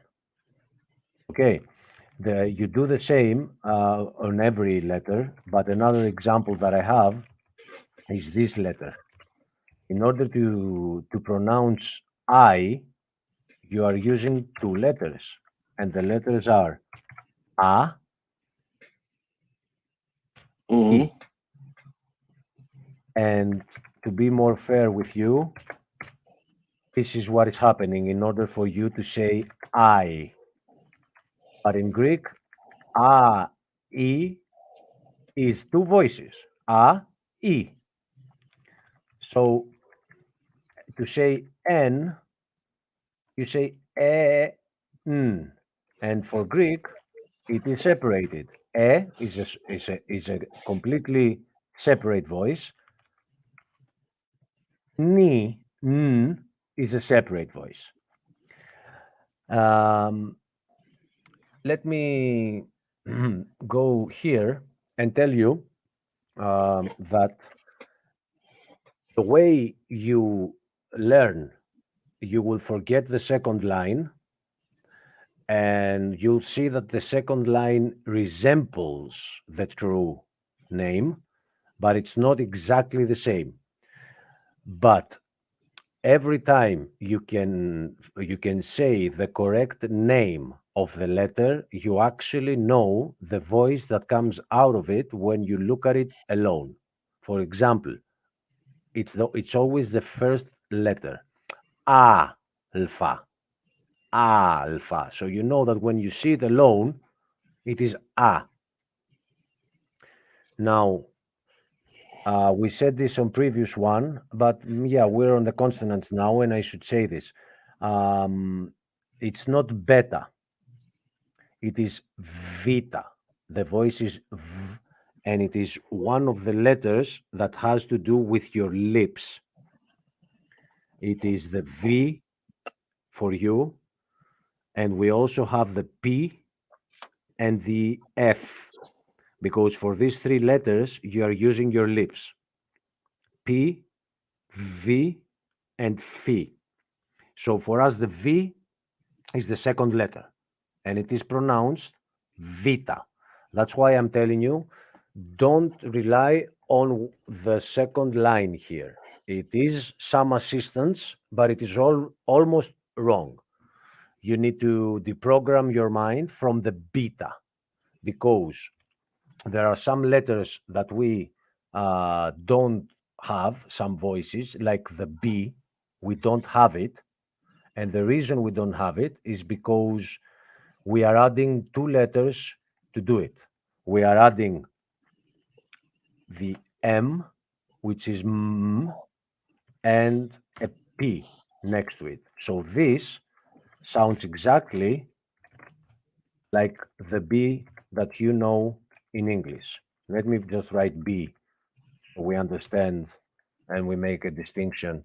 MP in Greek is how we say B. Not the B, but I have to somehow show you the The difference. letter B. Yeah. The English, I'll just write here. English B is M, me, and P. So going back to the other board, we have alpha, beta, gamma, delta, epsilon, zeta. I am saying them slow like that in order for you to realize that the first letter will always reveal to you the sound that the letter makes. Eta, theta, this is correct. You can use the line below it. It is theta. Iota, kappa, lambda, mi, ni, xi. That will be, I will show you about this one. Omicron, pi, rho, sigma, taf, epsilon, phi, chi, psi, ke, and omega. So when you know the name, you always have the voice of it revealed to you. But if you memorize it wrong, like B for beta, it's not the voice. So that's why I cleared it. I said them once. It's alpha, beta for Greek, and then gamma. This is not gamma. So I remember I have this, yes, and I have it right here. But I will actually do something about this. I made this when we ended the show the last day. I just made this. But I wanna have them all for you in different. Let me see if this is gonna work. Good. Okay. So now I'm gonna cut. I'm gonna go back to the other one and cut this one, this one, this one, this one. I think it's enough, right? No. So it's this one, and this one, cutting them out, good. Adding them on a separate one. So now I can have them separated. What? Okay. And this one. So if I have them disabled, we should only see the first one. So in order to do the psi sound, we are actually adding, Lupin, mute your microphone and unmute when you want to speak, because there are sounds coming out of it. And if it wasn't you, next time you're going out of class, you're gonna stay in the corner. I'm just kidding. I just love this authority, man. I've never had it. Yeah, it can get your head. Yeah, it's getting to my head. So in order to do the psi and write it, no, actually, we write it as psi, as you see it there, as the triad of Poseidon, something like that. All right, this is the letter. But yeah, C. But in order to pronounce it correctly, you need to realize that it is this letter, the P, together with the sigma. So it sounds ps, ps, ps. As you say to, how do you do to a cat to make her come closer? Don't you go like ps, ps, ps, ps? Yeah. Okay, so this is the sound, and it is actually, if you break down the voice, it is these two letters. It is the P and the C, the sigma. Okay. You also need to forget that this is not pi. It's P. What is pi is exactly the mathematical number. And in order to be able to distinguish it from the letter, we call it pi.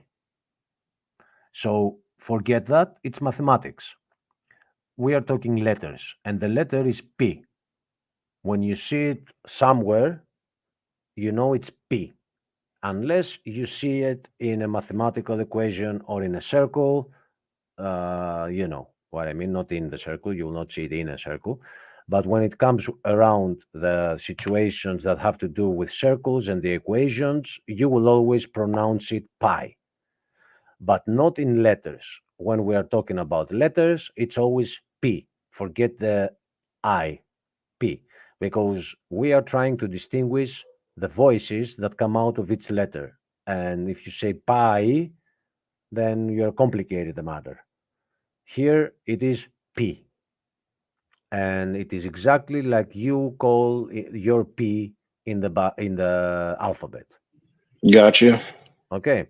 So in order to make the psi sound, you take that letter and you add that letter to it, and it becomes a psi. Now, you will never, ever write psi as p sigma. Ever. If I ever see you do that, you're flunking the class. I will ban you from watching again. I don't have the power to do that. I'm just saying it's very important. It's crucial. We have a distinct letter for it. What I'm trying to do here is to help you know what this weird letter is. It's the P sigma voice, so it's psi.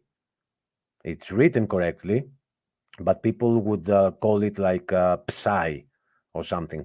But anyway, the same value applies. You have a P and an S in order to manage to do the psi sound. All good? I guess so. Yeah, I do think I overanalyze this. So it's okay. I am deleting it, and then I'm going to how we make the B sound, the English B. As you can see after the equals sign, this is your English B. It's not the Vita, because if you look at the top left on the Vita letter, this is how we write it. This is the Vita for us, and it's the voice is V. I will do something here. Out. I'm gonna step away for a second. Okay. I will add here the V. Maybe make it like this. I don't like that. Let's do the matrix one. Yeah. Wow. Dude. So this is the V. So in order for us to have the B, which is used in many words, like looking around in my room to find one. I don't even know if there's somebody in class. Like if I'm actually talking to somebody, I'm coming to check it out. It's like I'm turning to your desks right now to see, oh yeah, I'm talking to myself. Okay, I'll take a moment. I'll check the... Okay, I'll check some comments. Hi, God bless you. Hello. Hello, Damian. And hello, Velvez. God bless you too, brother. And hello, SpongeBob. No, it's not. I don't know. Patrick. Yeah, that's Patrick. I think I know that much of SpongeBob. Nobody else saying hi. So yeah, feels like a lonely professor right here. But anyway, No, I'm drinking a lot of water, so I might have to go to the restroom a few times. But yeah, okay, so it's okay. V is for B instead of B. It's Vita. Vita. Okay, it doesn't matter. All that matters here is that you get the V part. Now, if you call it Veta or if you call it Vita, it's okay with me. But Veta is actually a name. It comes from Elizabeth, and we call her Veta. So yeah, that's a better one. V. So in order to have the B, we add two letters together, which is the me and the P. So if you say me P and you delete the E, it's B, which is B. You will find it in many letters. I found one, bottle. In Greek, it is boukali. So we use it a lot. It's not like I'm trying to describe how we will use the be if we had to. No, we use the voice be, but in order to write the voice be, you have to use these two letters. Now, it's not like the psi that I told you, never do it. There is no other way to say be in Greek. So you have to do it. You have to write MP.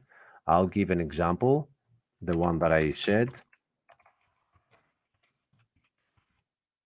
This is how the word bottle is written. Mbukali. Mbukali. Now, somebody could say that this has to do with Kali, the goddess, but this is a coincidence. All right, this doesn't stand here breaking down the words. There are people who find like different meanings if they break down words, but this is not always the case. It's in many cases, but it's obvious. Now, if you start breaking down simple words to find new meanings behind that, that's not even hair splitting. This is just evil. You're just leading people towards paths that don't exist. So bukali is the bottle.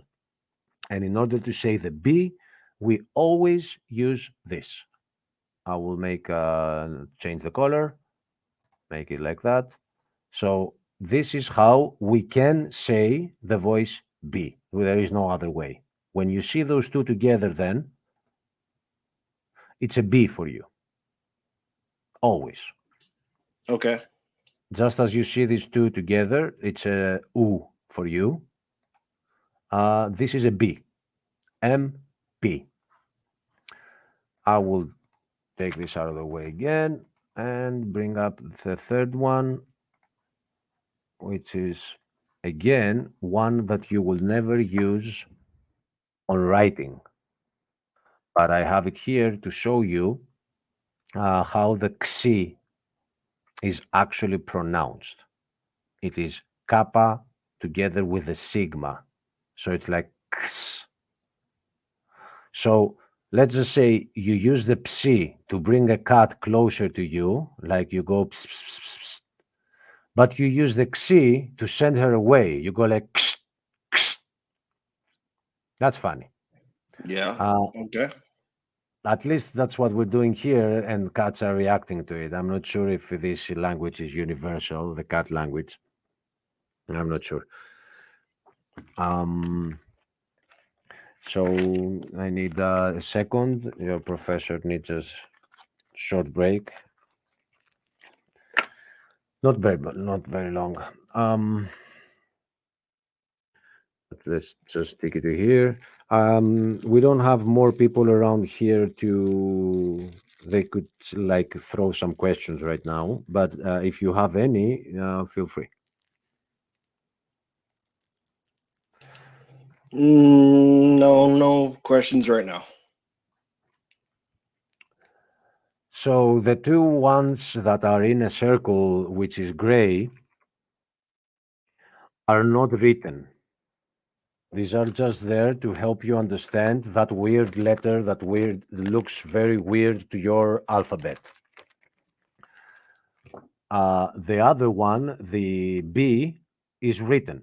This is how you spell B. But the two in the gray circle, you will never write them like this. If a word has the xi, you write it with the xi. And I have an example. You have this word.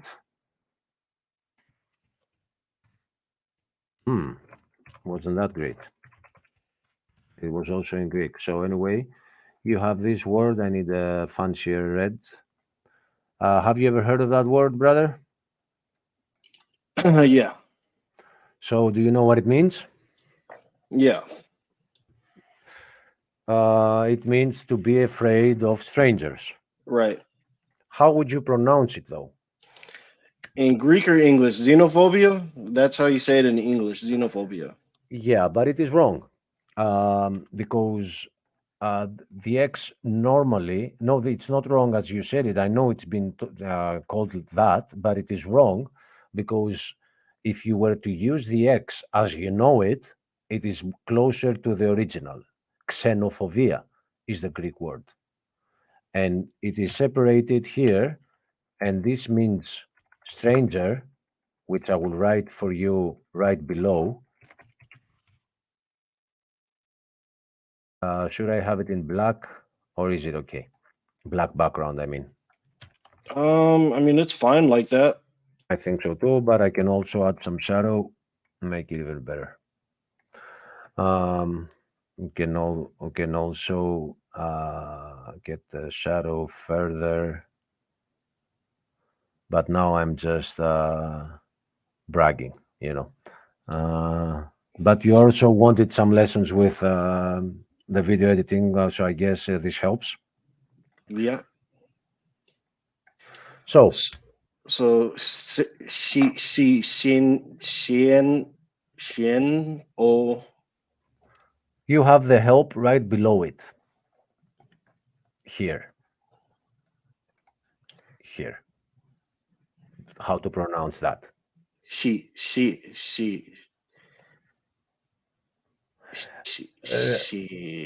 You use the help from above. How do you spell that letter on its own without it being in a word? X. X, right? yes.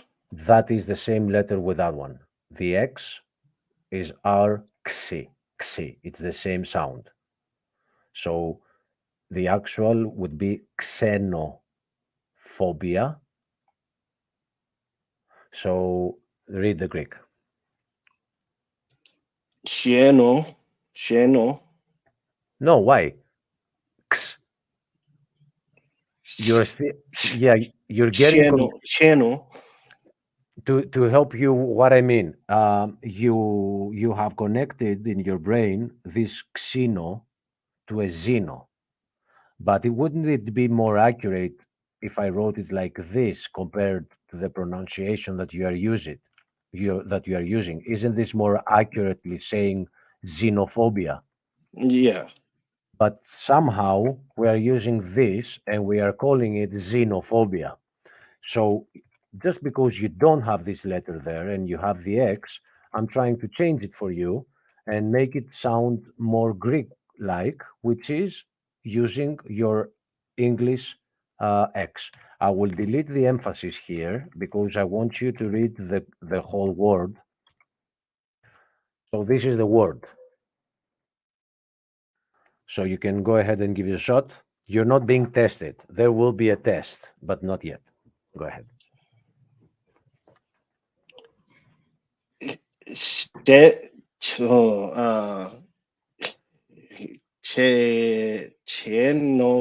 Che. Why che? Che is. Che and she are different. What if I change it to this?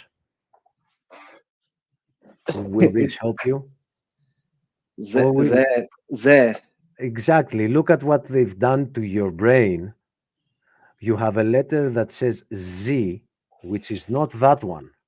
Z is that one. This one is the X. And in Greek, it is just written like that or that.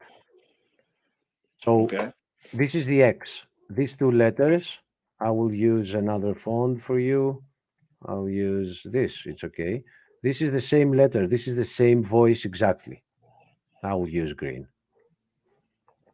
This is the same letter. But you also have a connection of it with the Z. You need to delete that connection. This is the X. So the correct is xenophobia. And in Greek, the only difference is that you have the emphasis on the E at the end, and instead of a B, you have a V. So it should be like, if I also change this to this, and you remember that this is not a Z, it is an X, and this is your English V, you can actually say xenophobia, but it actually looks like the Greek ni, which is right here. So I'm gonna delete that. It's confusing more. We need to remember the letter V is V. So I don't want to be messing up with your mind. But Xenophobia. other Xenophobia. exactly, and other than the X, that you're still, it's a brain thing. I understand it's not easy to get to it, but other than that, you got it completely right. Greek is a phonetic language. What you read, you just pull it out of your mouth, and you see x, e, n, o, f, o, v, I, a. Xenophobia is the word. Xeno, it's k, su, phobia. So xeno is the stranger, phobia is the fear. So fear of strangers. If you were to find this word and you didn't know what it means, you would recognize this as phobia and this as stranger, so you would understand. Not yet, I'm not saying vocabulary is needed to know what the words mean, but I'm just also pointing out the fact that this is easy to arrive to if you knew the smaller words. It's a stranger and being afraid of a stranger. So um, let me see my cheat paper. I wrote a couple things down.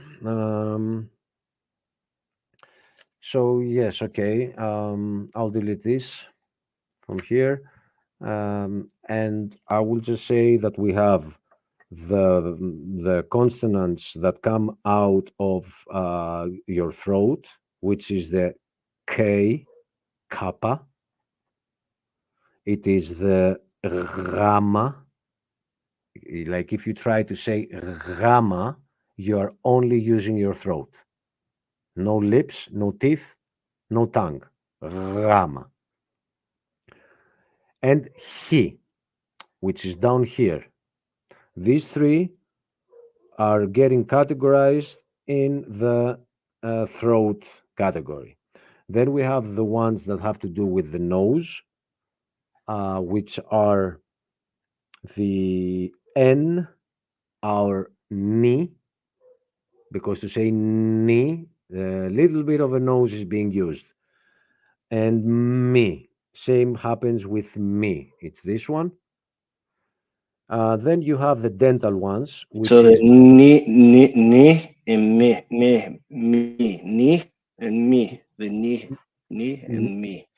yes, they sound similar through the microphone, but they are different because in me, you are also using your lips.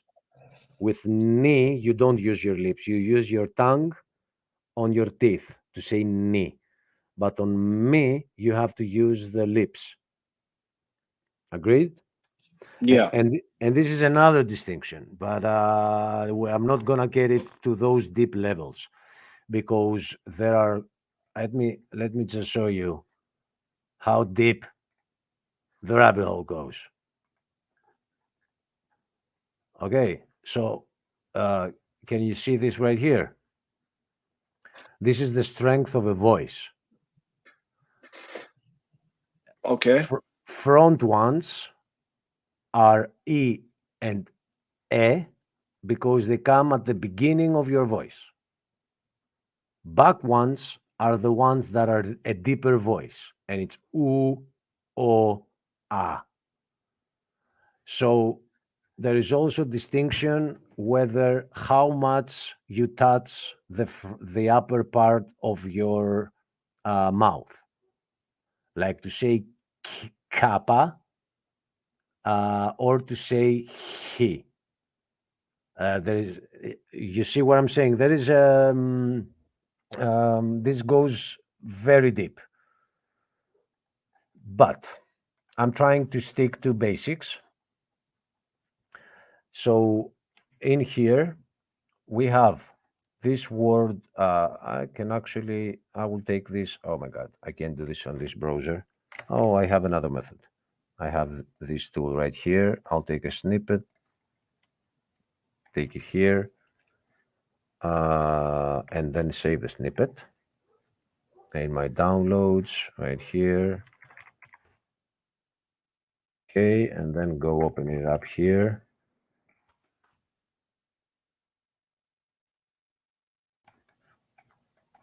And come to it so I can write on top of it, scale the frame. No, it doesn't matter. The frame blend has to do with the video anyway, but I'll scale the frame size. And then I will do a new title so we can have it on full screen and write to it. So, okay, do you have any word for, okay, throat is good enough to me. Mm-hmm. Because there are multiple levels of difficulty for me, because I don't have like a book. I did discover one grammar book that I had in high school, which is on Koine Greek. For those that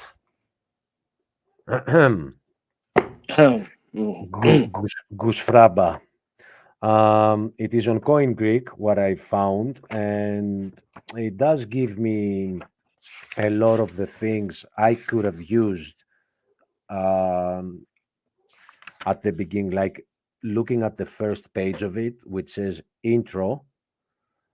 It does exactly what we've done in Class A and Class B. It says A, E, I, O, U, and then the consonants. But for example, I will read the voices that come with the mouth completely closed or somewhere blocked, with the help of your vocal cords of your throat, but also part of the mouth or of the nose, where the air is coming out, finds some blockage, they are called consonants.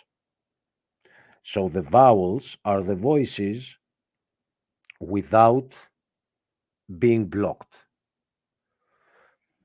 Anyway, I mean, I could use the book, but I'm actually only if I get confused about something, I have it right here to open it up. But it's on Koine Greek. I will repeat that. But anyway, I'll find my. I rarely throw books away, but I've traveled to probably 7 different homes from the time I was in first grade. So it's kind of hard to find that one. And that's why I have a book that speaks about voices, because it is the ancient Greek, and I got that in high school. But when it comes to the foundational things that we are talking about, it's way too young to even have a copy of it. But to become more professional, I could actually go out and purchase one. But we're not. You're doing fine. I don't think we're there yet. Yeah. So lips. I'll add lips here, and then I'll add teeth here. Now, okay, I will actually not add anymore, because this says little voice, this says middle, and this says deeper voice. So I don't want to get into that level and get you more confused. It's okay. I have family coming over here in a little bit. I'm gonna have to step away. I'm just giving you a heads up.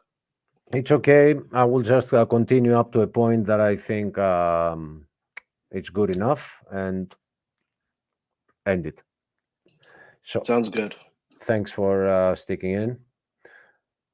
Because as I said earlier, if I say something that I believe it makes sense to somebody who has never heard it before, maybe it doesn't make sense, and I need someone to point out that what I didn't catch that, so I can repeat it. If not, I might just say things that you will not understand and think that you got them.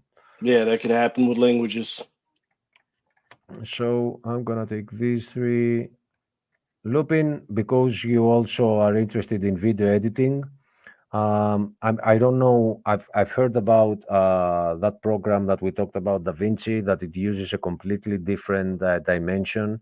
So this it's not like the programs that existed, but in these programs, everything that is under this line, red line, will appear on the monitor. Like if I do this like that, this one appears. Now this one too. Now this one too. And if I go over a place where they all exist, they all appear together. But if I am to put this on top, it hides the rest because it is an image. Okay. Okay, but if I were to put this one on top, doesn't change anything. It's just the order of, like if I take one of those and put it here, now it matters the positioning that it is. Now you can read lips, but now you can read throat. It hides the lips because the lips is below it. All right. And another thing that matters is that everything is an entity, and an entity has properties. So here are the properties for the entity. I can make it bigger, and this entity could be a text which is over us, and I can make it bigger. I can change its position. I can change its rotation, and the same happens with a video. If I take a video from here and just make a very small one, I'll just take this, whatever. It's too big. I didn't want to. I'm afraid I might hide something at the end of my monitor. That's why I'm making it small. So this is also a video. And if I take the video now and go here, it has the same properties with everything. I can rotate it. I can make it bigger. I can change its position. And then there are these around here that give different effects and stuff like that to anything. It can do the same. Everything is the same. Everything is an entity. And Gotcha. okay. I mean, it's not too hard, but now we're on the Greek. So I'll go back to make the teeth go where it's supposed to be. Okay, so this is the distinction that I would like to stay focused on. I'm going again back because I forgot one, which is what comes from the nose. Okay, did I paste it more times? Yes, I did. So nose. Nose is here. These are called liquid, but it's again another distinction that I would leave out for now. And here we have the double ones. But again, as you saw, I picked this out of a website, and there are things that I don't enjoy. Like I understand why xi and psi is a double one because we addressed it. Okay, but z, I'm not sure it is a double one. I don't understand how it is a double one. And in order to verify the website, I will have to check the book because it doesn't sound for a double one to me. I know xi is a double one, psi is the other double one, but I first time I see z as being here. Like for me, z should be with the teeth. Z. You use your tongue close to your teeth to get it. But anyway, let me put the other words up there. Here's this one. Here's that one. And we're going to need a new layer. And here's that one. We can actually make it much, much shorter. We don't need all that. I'll make it all here. And there, and there, and there, and there. So now we have all of them here. So again, and this is an almost okay place to stop it, because we did waste a lot of time discussing about different things again. Because my purpose today was to show you the combinations also. But I know now that the combinations is at least another half hour to just mention them. So without questions. So I think I should leave it for the next class and just rename the title of the video to Consonants.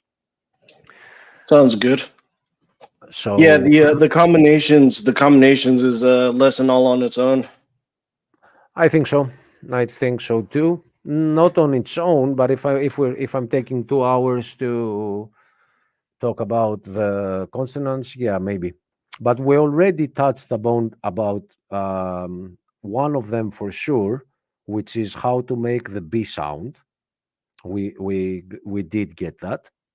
But anyway, for those that will be watching the video now or later, these are the letters that have to do with your throat. You can practice it. You can see that it's kappa, gamma, he. These three require lips. If at the war somebody wanted to punish you and cut your lips, you are not able to say these three letters. There is no way to say them. It's P. I know that was very tragic, very graphic. I know, I know. Makes sense though. Yeah. Yeah. Vita requires your teeth on your lip. Phi, the same. Um, and we go to the teeth. It's T, delta, theta.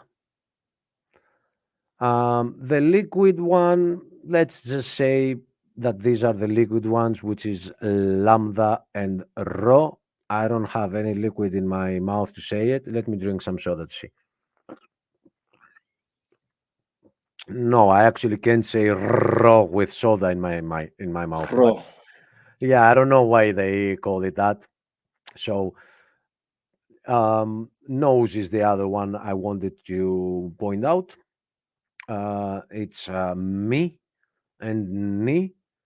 And now this website says also is the gamma if it comes before letters kappa, gamma, he, and xi, but the letter gamma will never come before kappa, ever. It will never come after he, ever, and it will never come after xi. What you will see, and I will mention it earlier, I'm sorry, I will mention it on the next video, is that just as we said that we don't have a letter for B, we also don't have a letter for G. For how, like, I have gamma, but I don't have gamma. There is no way with one letter to say gamma. Okay. In order to pronounce the voice g, we use either two of those together, which is gamma plus gamma, or yeah, actually, I'm sorry, gamma plus kappa. So gamma plus kappa, and second case, gamma plus gamma, they create the voice g. There are two ways to do that. In contrast to the B that we saw, which is always one, it's the me and the P. In the G case, there are two ways to do that. It's gamma and gamma, or gamma and kappa. Now, these two are never coming after gamma. Yes, no. In ancient Greek, there are cases way out of our scope, like Styx, And it says that if you find the gamma before those four, then it is considered, instead of a throat letter, being a nose letter. So it doesn't even matter much. But it's true, because I said that it's never possible. So I'm taking that back, because what you know as the river Styx, The river speaks. nope, the river Styx. Have you ever heard of that river? No, I've heard of the band, but okay. Sticks, Okay, yes. that's where they got the name. So it is the river where Achilles was dipped down and he got his immortality. And it is poisonous water, and there is also a high chance that it is used for the poison that killed Alexander the Great. It is the river Styx. So this Okay. has to do in Greek it is. I hate that font. I will change it. But it actually creates a big gap for you to. It's good for beginner class. Anyway, Styx is how it's um, spelled in the first voice. Now that's something that I do need to look up how they are called in English. Like we have. Let me. If I am to say the river, then it is Styx. But if I was to say of that river, then her name is like this. Of. Come on, you're messing me up. What do you want? A space? Wow, it needs the box to be bigger. But I can also deal with just disabling this and go back so I can see the box. Okay, that's what I wanted. So this is the, I don't remember how it's called in English. That's why I do have to look that up. If I maybe it doesn't even exist in English, because if I say yeah, no, it doesn't exist. Like if we say mouse, the mouse, if I want to say of the mouse, the word mouse never changes, but in Greek it does. It's like e. Okay. Steve. I let hip hop in. I have family coming over. I got to take care of a couple things before they get over here, man. Okay, my bro. Okay. Take care. Thank you very much sorry, for. sorry, bro. I was trying to let you know. Interesting though. I'm gonna play this back and I'm gonna watch the other episode to get a little bit more into it. But I got a Okay. bit of this here. I Okay. also speak a little bit of Spanish, so that is also maybe causing a little bit of confusion for me. But it's okay. We'll get to it whenever we get to it.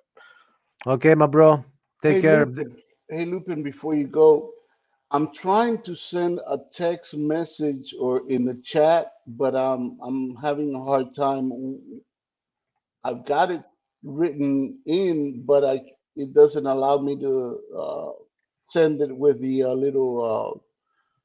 little flyer. What am I doing wrong? You're trying to Uh, send a text message in YouTube, Not a text message, a chat message. and what? Can you Control C, Control V, copy and paste? No, I don't know what's up with it. I just wanted to send that message. I really didn't want to come into the panel because I'm like I said, I'm still kind of busy. But I'll just send it another time. It's okay, no big deal. I can. What do you want to send a link? Lupin, you can go, brother. Yeah, I got you. Damian, who is also helping me to pronounce his name, is giving you how the xenophobia is written, is spelled, is pronounced. It's Yeah, helping you out. yeah, I saw Okay. that. Yeah, like your brain was like stuck. Like, Sen, no, it's not send. sen. Like Yes. we need to deprogram that. We need to deprogram it. It's K and S. It's X. X. Yeah, I got you. Forget the Z. Delete it. All Okay, right. When delete it. next time you come to class, you better have forgotten it. All right. Forgot what? The Z. You Yeah. didn't get it. Yeah. You didn't get it. I got it. I got it. I got it. I got it. Gotta go. I, I'm slow. So yeah. So hip hop. I can read your message that says this. Uh, are you here? Yes, I'm here. Okay. Okay. Is that what you were saying? You know what? You read the one that says, "Hello, beloved Theophilus." Is that what you're saying? Yeah. Both you and Damian, are you sure you have the chat to all chat and not top chat? No, I think I realize what the problem is that I put too much too many characters in the chat box, so that's probably why it's not allowing me to. Yeah. I guess Yeah. You I have. guess I'm chatty. I guess I'm chatty even in the message box. Oh my God! Okay. Let me write in the comments the correct way to pronounce this word that you wrote. Um, it That is I wrote. exactly the same, but not OU. So I'm writing it in chat, but I need to refrain from doing that because it's also showing it on 3 channels. But it is Theophilos is the Greek word for it. Right. So the only thing that is different is that you that they have added there for English. It doesn't exist. It's Theophilos, and it means friend of God. You know that because you said it already. Right. Yeah, I've always wondered if Luke used that word um, in his as the intro to both of his books um, as because it was an individual that was named like that, or he was doing it for posterity No, for the it is a name, and it was somebody that was called Theophilos, but that is not an accident for the Bible. God uses even our names. So Theophilos does mean friend of God, but it is a distinct person. It's his name. I have never been able to get a I'll clear. give you another one, which is not in the Bible, but it exists in the history of Christianity. Theodora. Have you heard of that name? Theodora? No, I have not that I can recall. Theodore. Right. Okay? Um. It means gift of God. Theo Doro. Gift. Gift of God is the name Theodore. I got you. I got you. And in female, it is Theodora. Got it. Okay. I'm just gonna suggest a couple because you guys we talked a little bit about this in this panel.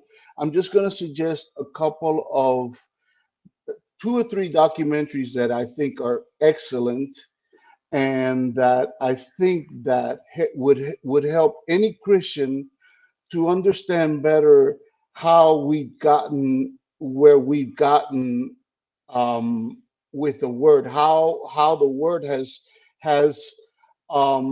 developed over the millennia, okay, and how it has come to be. And I think that if it personally, history to me is such an important thing to be for me to be able to understand the context of anything that I look into, right? For me, it's very important to know how that particular thing came to be in the historical sense. Okay, Um, okay. Write them in chat. It will allow you to have the names, but not the links. right, right. That's all. That's all I wanted to do. I just wanted to And send it so that it would be in the record of this particular panel. okay, I wanna finish with double letters because it is very quick, and I think it can take me like less than 10 minutes to just point them out. Go So right ahead. Go right ahead. I'll stay I with you would and I'll like, listen to you. yeah, I would just want to keep this within this video so we can proceed with different things on the next one. So I'm gonna share the screen again and go here. Oh, it's already 2 a.m. here. I have to feed dogs. Anyway, uh, Listen, listen. If you have things to do, Achilles, go right ahead because like I said, I'm just today. I was just jumping in because I yeah, mean, you know how I love you guys. let me, yeah, yeah. And you're good in this class, well needed and much appreciated. So I will just delete these. And by delete, I mean I'm just gonna move my bar somewhere else. And I'm gonna add here that we already said that we use this. I just wanna have it in the same video. That's all. We already used this. I'm actually gonna use another font for all of it. I mean, and get out of here. And how about this one? It's okay. It's okay. So, oh my God, my brain farts at this hour. So this is your English B, MP is your English B, and then we have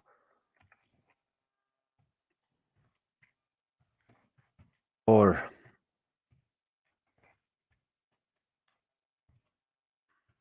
I wanted to ask you a question. yeah, but that way I'm not gonna finish. Give me a second, brother. No problem. We're gonna have probably a show right after. I'm not sure. I heard the beep. Who is that? Looks like I can see. Let me see. It's Damian. Hello, Damian. Hello. You're muted. No, you're not on our side. Okay, I will just continue here. I'll make this bigger and make this bigger. And which other one is there? I mean, let's remember. Okay, yeah, it's the D. It's your English D. I'm gonna make this smaller now. Your English D, which is N and T make the sound D. D. Here we have two gammas together and they create the G. But the same can be achieved by a gamma and a kappa. So G is like G, and it's like your letter G, but not the way it's spelled in the alphabet, but how you will find it used. Um, I'm trying now to pick up a word that includes it. Uh, Gomorrah. Thank Gutter, you. gutter. Okay, exactly. So in order to do that voice, the G comes from these two letters or these two letters. So uh, you know this word, all right? I think this is a V, right? Right. You know this word, but this is a very important word, and they are purposefully replacing it with an N. And the reason they are doing that is to hide the truth about this word. The correct spelling of this word should be this. Sorry, Evangelion. Evangelion and Evangelion sound the same. But do you know what this means? The word. Well, that means gospel, right? Exactly. Do you know why it means gospel? I will show you why right now. Good news. Exactly. Because this word right here is the word news. It comes from the Uh, word agelia, which means news. Now, why would there be an attempt to do some type of? This is Satan's world. That's why. Oh my God. So the word is agelia. I want to put it closer, and I'll do that with kerning, right? No. Tracking. Oh my God, no. I didn't want you saving my project right now. I think no, it's this one. Come on, which one is it? It's not the shift. Is it the leading? Oh my God. So maybe if I only get this one and I just shorten it, what is going on here? This should work. This should work, but it doesn't. I just wanted to bring it closer to, but it won't do me the favor. Anyway, it is the same word, okay? And it means good news because this would be the other one that we would add as double letters here. Concerning the consonants, it is the B, the D, and the G, what you know as G, but as we said, Gomorrah, G.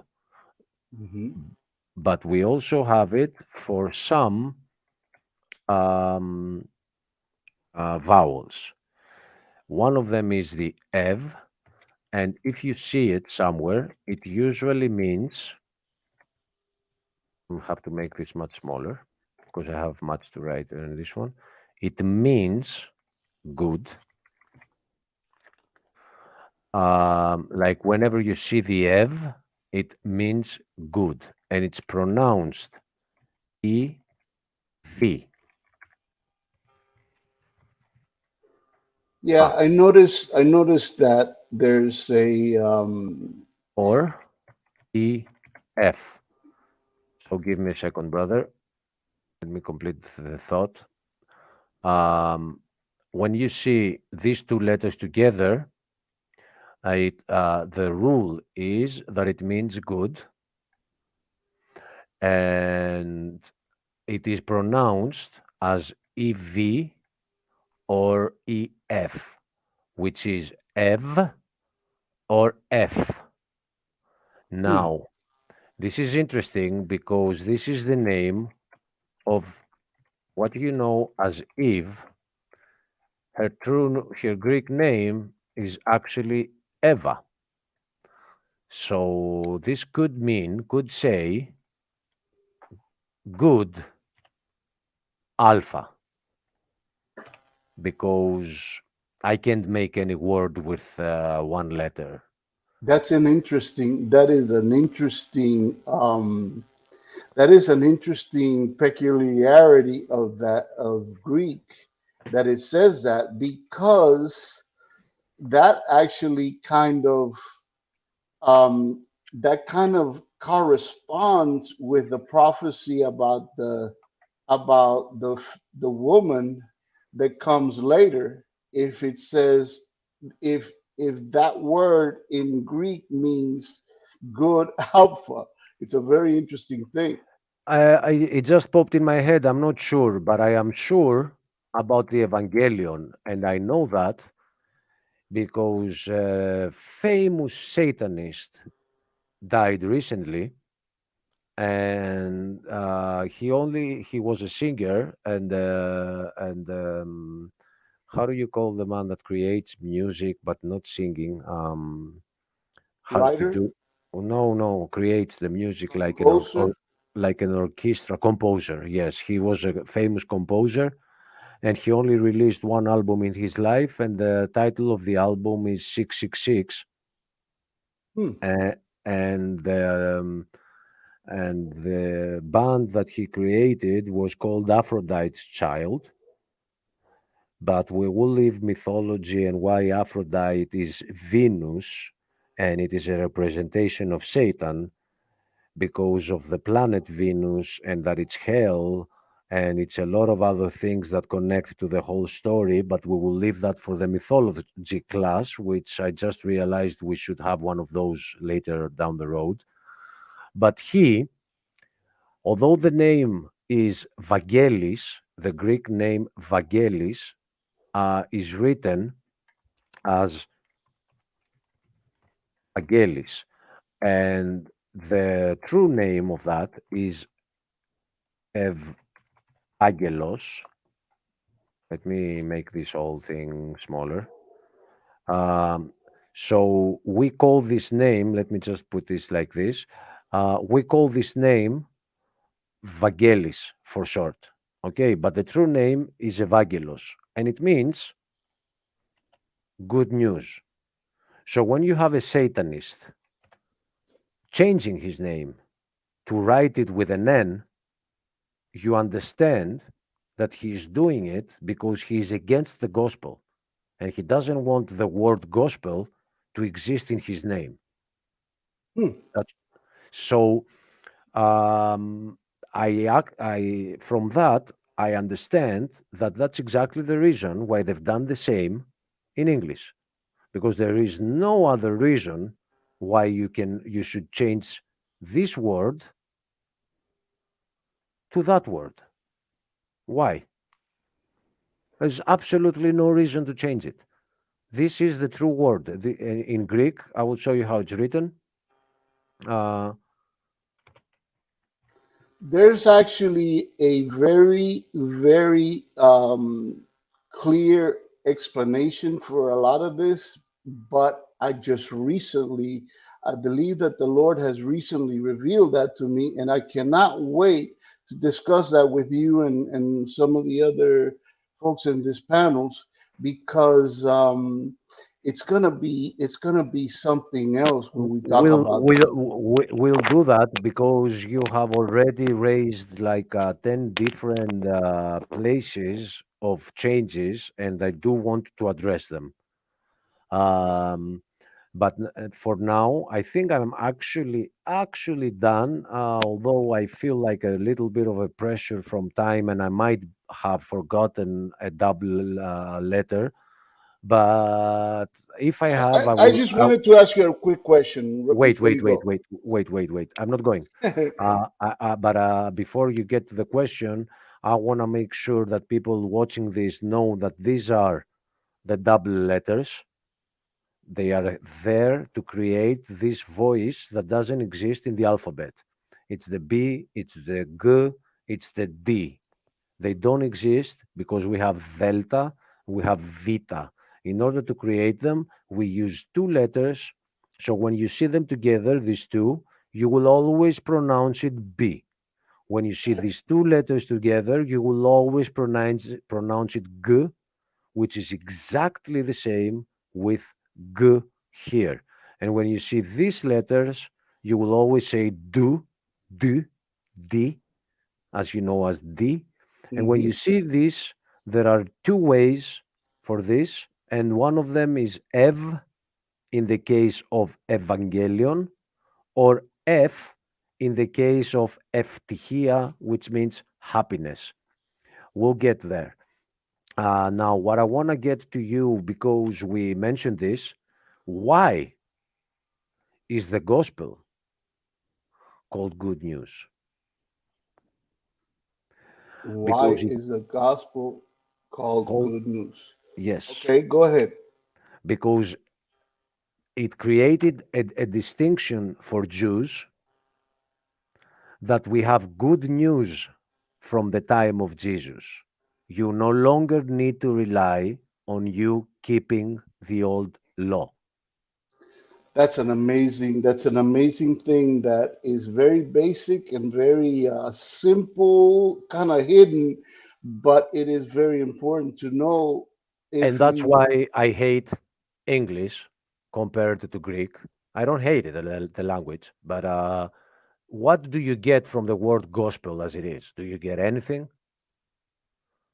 But right. from the Greek alternate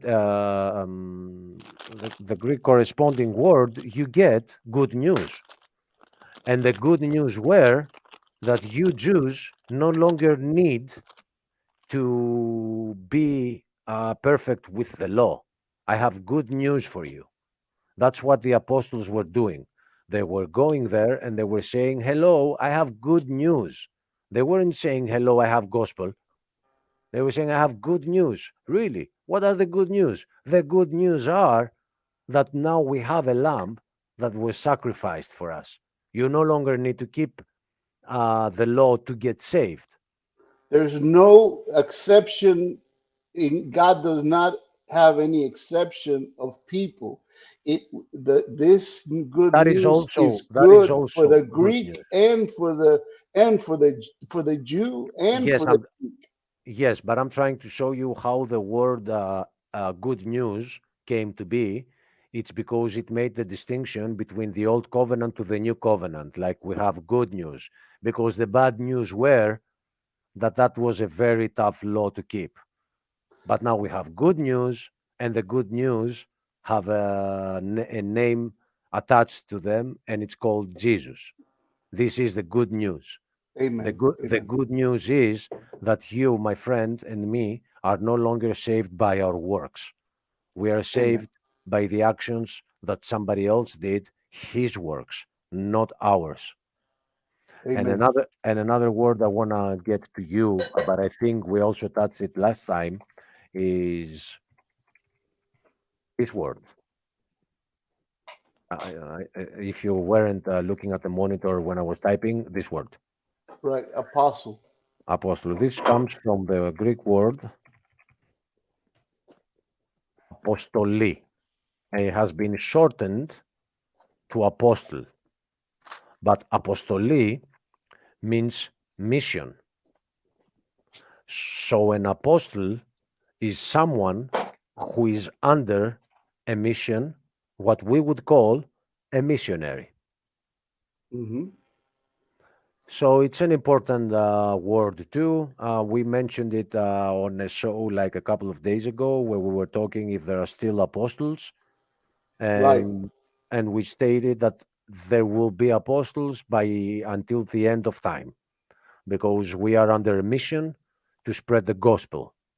So the word apostle and the word gospel are closely related, because whoever is sharing the good news of salvation, that it is not of works, but it is of the works of Jesus, and all we need to do is have faith in him, and it is of faith, as the book of Ephesians is telling us, among other places.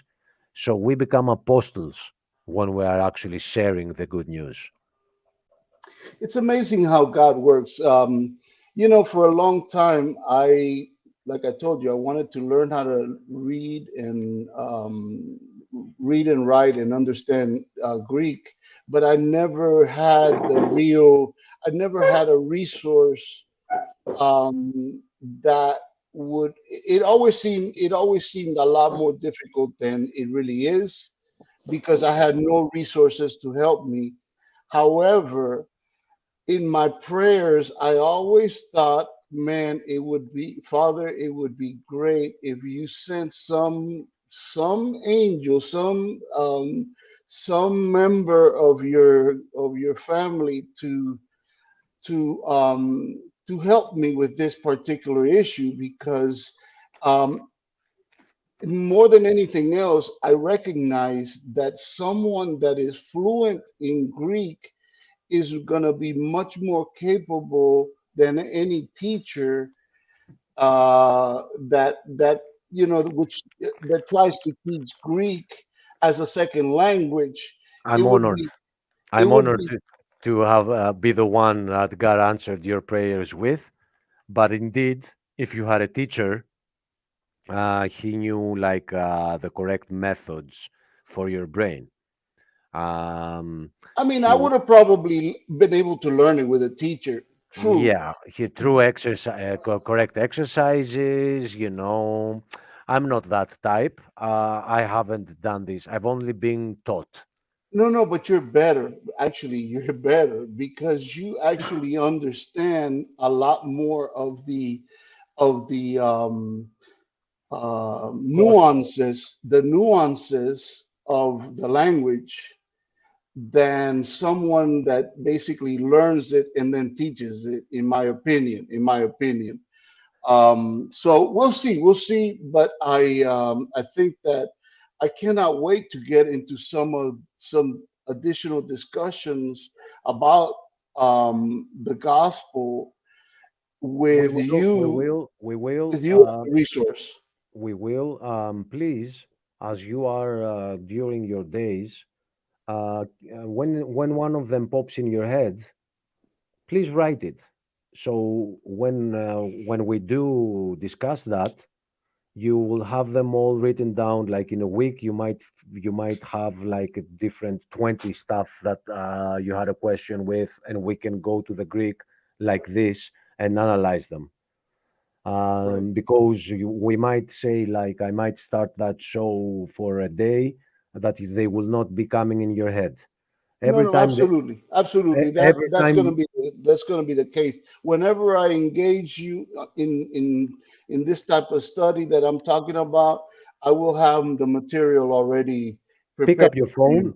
Yeah, we might like be, I don't know, in the toilet and it hits you. Like pick up your phone at that moment and write that word down so you remember to address it when we talk. Right. That One on the bottom here where it's EY um hyphen, I believe.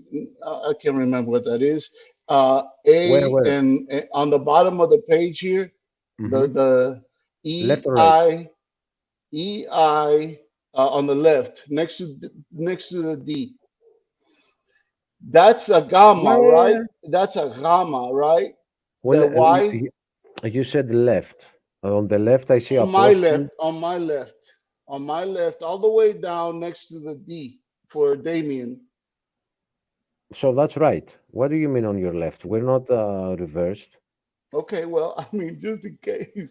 So Uh, it's right. Oh, you're messing my head. It's already late for me, and it's messed. I'm You're like, funny. what? You're a funny guy. You're a funny guy too. I get you. Look, where that E and the Y, okay, that's a Okay. Y, but you're actually using the Y to represent gamma, right? No, it's the font that makes it look like that. Thank you for saying V. that. It's a V. It's an Y. It's an E. Oh, okay, I got it now. Thank you for clearing that out. I will go here and change the font and make this closer to that one. Which font is that? It's the Myriad here and here. What? It has to do, yeah, there it is. So it is an Y. I Now, got you. may I ask you or Damian, who is still in the room, give me a second. Hi. Hello, brother. Hi. God Uh, bless you. God bless you too. I was saying hi when I got you in the room, but you weren't speaking. Were you at least? Were you listening? You heard me Yes, say I hi. listening. My internet is slow. I didn't hear you first time. Okay. So can hip hop read the Greek for apostle? Last letter, I don't know, apostol. Very good. The last letter you will have to go to the first class, which is the E, and it all Apostoli. apost Apostoli. apostoli. Now, this I wasn't Oh, writing. I wasn't sorry. writing. It's Can I okay. say something? Can I Yes. say something? My native language is Croatian. Okay. I see similarity. You say Greek is how you wrote, you pronounce. Yes. Semi Fanat. phonetically, yes. Yes. Same language is my Yes. phonetically. First off, hello, brother from Croatia. You are actually in Croatia?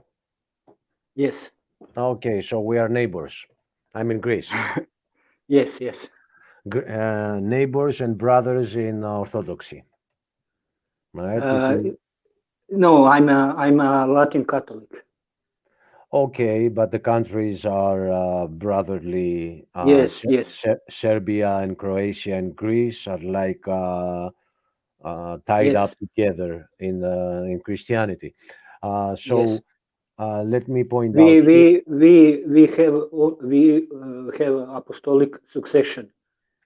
Yes, and I forgot that, and I just wanted to say something about our countries, but I completely forgot it right now. So let me just say here that the exact the translation of apostle is apostolos. We're gonna get to what the os and the e differ. They are. This is female and this is male. And apostoli is the mission, but apostolos is the apostle, or what we would call missionary. The word for that is apostolos, but it comes from the word apostoli. Now, if I were to say the female apostle, it still is a male word used, but this is not always the case. So a female apostle would still be apostolos, because it would get confusing with the mission, which is apostoli. But if we could have a female form, it will be with an eta at the end. But this is completely other discussion. It's gonna come later. So the word apostle is apostolos. Hip hop, can you read for me the original for this one? I don't want to say what it is. Which Gospel. one? This one, the word that I have highlighted. I can't see. Okay, okay, there it is. Which uh, which one? That sticks? What are Mm, you saying? Sticks? I'm sorry. I'm seeing a lot of different screens. Let me see. Let me go to. Let me go. Okay, now I see it. I'm sorry. My bad. Which one? The word that I have highlighted. Let me change color for you. Okay. I'll make it blue. Only half of it. Okay, that one though. Is blue okay, or should I make another? I don't know. Give you a green here. This looks good. So this word, can you pronounce it for me? Okay. Let me try. Uh, okay. Aelia, something like that. I'm First sorry. off, mistake number. Don't be sorry. Mistake number one. The emphasis is on the e at the end. So you said agelia. Something like that. It should be whatever it is here. Then you say lia, because the Leah. emphasis is on the iota here. So what the second mistake is that when you see these two letters together, which I can't highlight now because they were in the back, when you see these two letters together, which Hmm. I will try to make the same color, but it's very hard to find the exact match, but I will try. So when you see these two together, what is it? G. It's a The G. bravo. G, G. So how do you spell this? No, not spell, pronounce. Uh, Agaia. Agalia. Perfect. With one small mistake, the emphasis. can I Okay. The try? emphasis. Try, brother. Agelia. No, because on lesson 1, we talked about this line up here over the eye. Let me put a small circle so you know. Agelia. Agelia. Agelia. Agelia. And Agelia. let me, yes, and the reason is, I want to explain it to you too. No, that was the fill. I'm sorry, I want a stroke here, and it has to be red, maybe. Oh my God.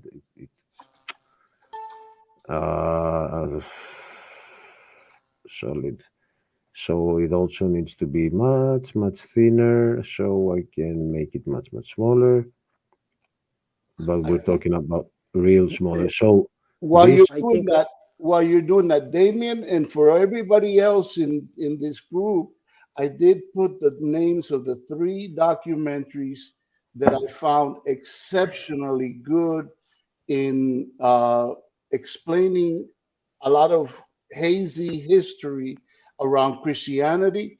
And like I said, the reason I bring these up is because, to me, history helps me understand how we have gotten to where we are.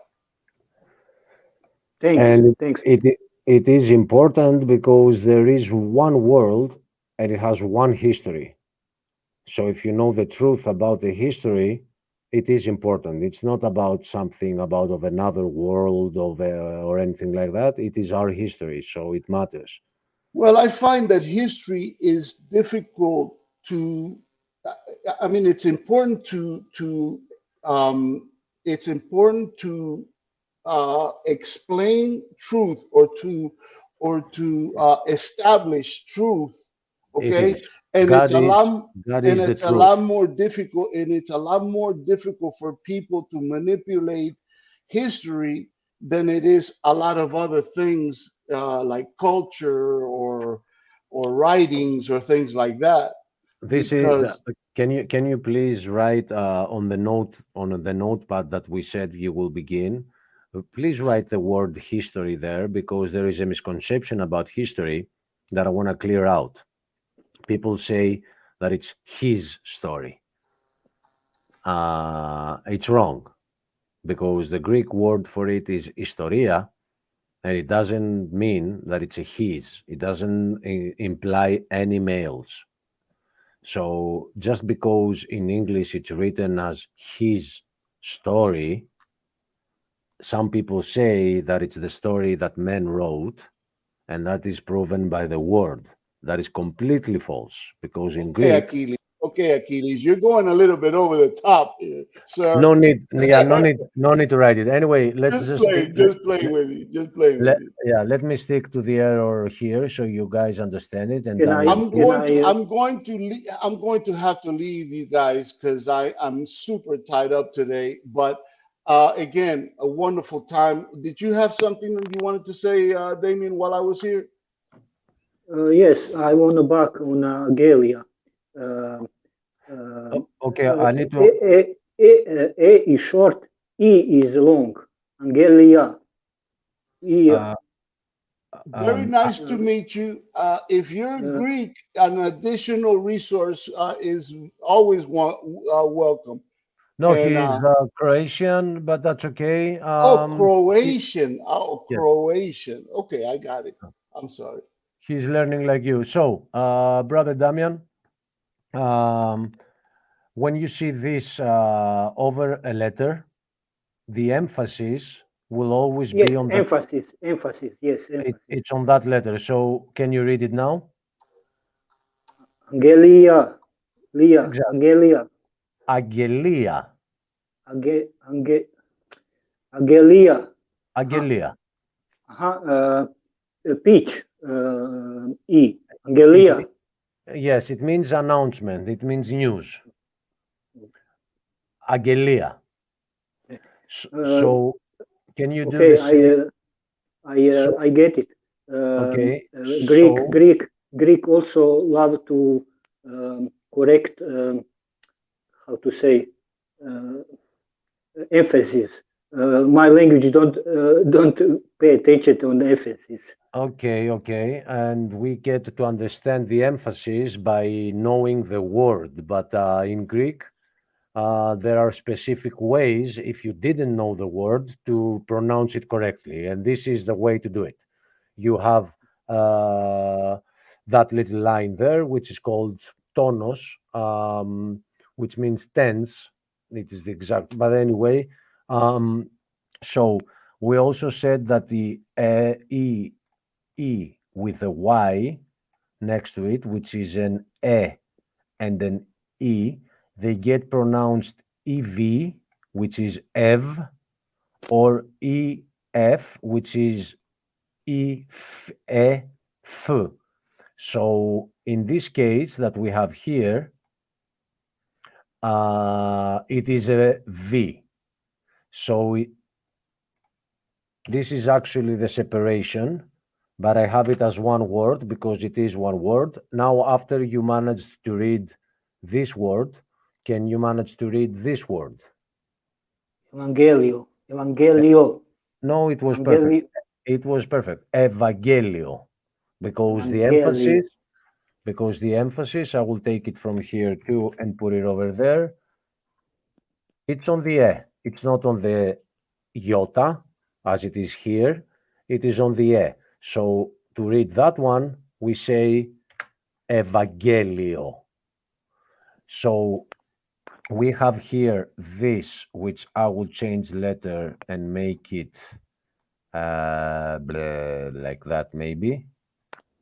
Okay, and then I will change the letter here to have it again something similar. I will try. This is that, and it's pronounced Ev. And then you have the second two letters together, which we have here, and I will make those letters the same as in Agelia. And I will use again the green. Okay, so this is this, and this is that. So I mean that. So we have the G, because as Gomorrah, we have the G here. Let me just change that into this again too. Make it like that. So we have the G, and we have the Ev. So this is Evangelio. Now in ancient Greek, Koine Greek, it just has an N, and it is Evangelion. And that's where the word is coming from in English, which they've changed into Evangelion, which doesn't make any sense because Angelion doesn't mean anything. But Evangelion would mean something, and that would be to be the exact same with the Greek, and it means gospel. It means the good news. So I think we should sum it up because there are no other double letters that you should know. These are the ones. We touched, we had a very long intro on the vowels again, even though it was on the previous class. And then we touched on the categories of consonants, but it doesn't even matter about the categories. It's not like it's very important for you to be able to read it. What matters is the voice that comes out from each letter. And we had those up here, and we know now, summing up the class, we know that this is alpha, this is not beta, this is vita. If we wanted it beta, we need to have two different letters, and you remember where that is. It is here. Oh no, it's not here. It is somewhere where I must find it now. It's here. So we have alpha, vita, gamma, delta, epsilon, zeta, eta, theta, iota, kappa, lambda, mi, ni, xi, kappa, and sigma, omicron, pi, rho, sigma, tau, epsilon, phi, chi, psi, and omega. And I need to add one more, which is the G. I'll do this next Can time. This can board you can needs the G can you too. can Yeah. you move message of the hip hop? Uh, I like to try pronounce letters. I don't see last road of letters. Okay. We'll then present the screen again and go there and go ahead. Alpha, Theta, Right? Gamma. No.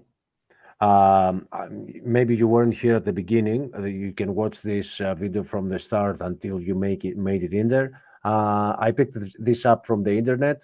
The Yeah. second line is not exactly correct because because first off, the Veta, it's been written as beta, and this is not right. It is Vita, V. Vita. Yes, Vita. and and what you need to remember is that the way their names sound reveal what the letter actually does. So, for example, alpha reveals that it's the voice a. Vita reveals that it is the voice v. If we wanted it to be the voice b, then we have to go down here and add two letters to make it a B. It's an M and a P to make the B sound. But on its own, it is Vita. Cyrillic alphabet preserve B letter like V pronunciation. Good, good. So go Latin ahead. Latin B like B. Okay, then gamma, this is wrong again because to make the gamma, we are adding two letters to do it. It is either gamma plus gamma or it's gamma plus kappa. That Rama. creates, yeah, that Rama. creates the, yes, gamma is the correct way to Rama. say this. Gamma, Rama. yes. Rama. Yes. Okay. Delta. No. Epsilon. Ne? The epsilon, you got it right, but the delta, again, it's one. Where do I have that? Here. You see the delta as D. Let me disable the other ones and just get this. So D as delta needs two letters, the N and the T, ni, T. That creates the D. So the letter by itself is delta. If you wanted it delta, Repeat. Okay. If you want delta, you need to add two letters. It's the N, which is this one, and the T. That creates the D sound, these two together. So that's why I said earlier that this is not delta, it's velta. Velta. Velta. Go ahead. That means second and fourth letters are Velta. Two V. The second one is V. The third one is gamma, not gamma. Gamma. Rama. Velta. Yes. Epsilon. Proceed. Yes. Zeta. No. Zeta. Zeta. Zeta. Eta. Theta. No. If you want to do this, don't read what it says below. Don't read what it says below. Try with if you go back to the vowels, lesson 1. This is the E. Keep in mind again, this is a key. This is very important. The way their names sound reveals the voice that they are from the first letter. So we have alpha. We have Alpha. Vita, Vita. Gamma, Gamma. Delta. Yes, Delta. Delta. Epsilon, Epsilon. Zeta. Zeta. Yes. And then you delete the Z and you go Eta. Eta. Eta. Eta. Yes. On Yeah. the next will be theta. No? Theta. Repeat. Phi. TH. Phi. Phi. Phi. T. Theta. Not Theta. T. Not T. You need to add, make it a little bit fatter T, like a Phi. As we say, Theodore. Theodore. Theodore. Theodore. Theta. That's hard for me. I can't. Okay. I hope people got it though. Then we have. Go ahead. Iota. Yes. Iota. Kappa. Yes. Lambda. Yes. Mi. Yes. Ni. Yes. Xi. Perfect. Omicron. Yes. Pi. Yes. Rho. Very nice. Yeah. Sigma. Yes. Tau. Tough. Tough. Yes. Tough. What matters? Sound like English. Tough, like firm. Tough. Yeah. Tough. And that's actually good. I'm gonna write this over there. I will write the word tough so people know how to say that right. But again, remember that all those that you have read so far reveal their voice if you find them. So it's T. So it's called tough. Tough. Okay. Can I proceed? Continue. Yeah. Yes. Epsilon. Yes. That reveals that it is an E because E. it is epsilon. Epsilon. Epsilon. So I must emphasize. Do I must emphasize first letter, first voice, first sound? No, I am doing that. I'm pulling it a little more for you to see that every name actually reveals the voice that comes out of the letter from the first letter of the name. So epsilon. Okay. Omicron. Yeah. Omicron. Yeah, Omicron. It reveals the voice. Okay. So yes, next. Phi. Yes. Xi. Nope. It's not No like Xi. it's not like the English. It is he. He. Yes. Yes. He. Opposite to she. He. Yeah. So the next one might be tough. Psi. No, it's actually written correctly. Psi. That's what it is. Psi. Yes. Because for me, maybe that letter is easy. I'm not native English. My English is not native. Yes. For English, they get hard. It's hard. But I have a difficulty with theta. Okay, last letter omega. Yes, omega. And just to add that here that you see Omicron, the word micron, you might know it, as we say micro, means small. So this is the small o, and this is the mega O. Just so you know, another something important about the Greek. This is the omega, and this is the omicron. God said he is the Alpha and he is the Omega. Yes. So I think I want to try one more time and then we'll continue. Theodore, theta. not exactly less T. Add less T to your mix and make it Theodore. Theodore. Theodore. Yeah, th. Okay. Th. Yes. Less T. Theta. less T in the mix. Yes. You want to say like small O, Omicron, like theta is small T, tough is hard T. Okay, I might accept that, but for me, it's a w- Theta. completely different letter. I think not only should we stop this now because it is already at 3 hours and 15 minutes, but I do also had to feed dogs around like 1 hour and a half ago, and they are barking at me. So I kind of have to stop and should end this here.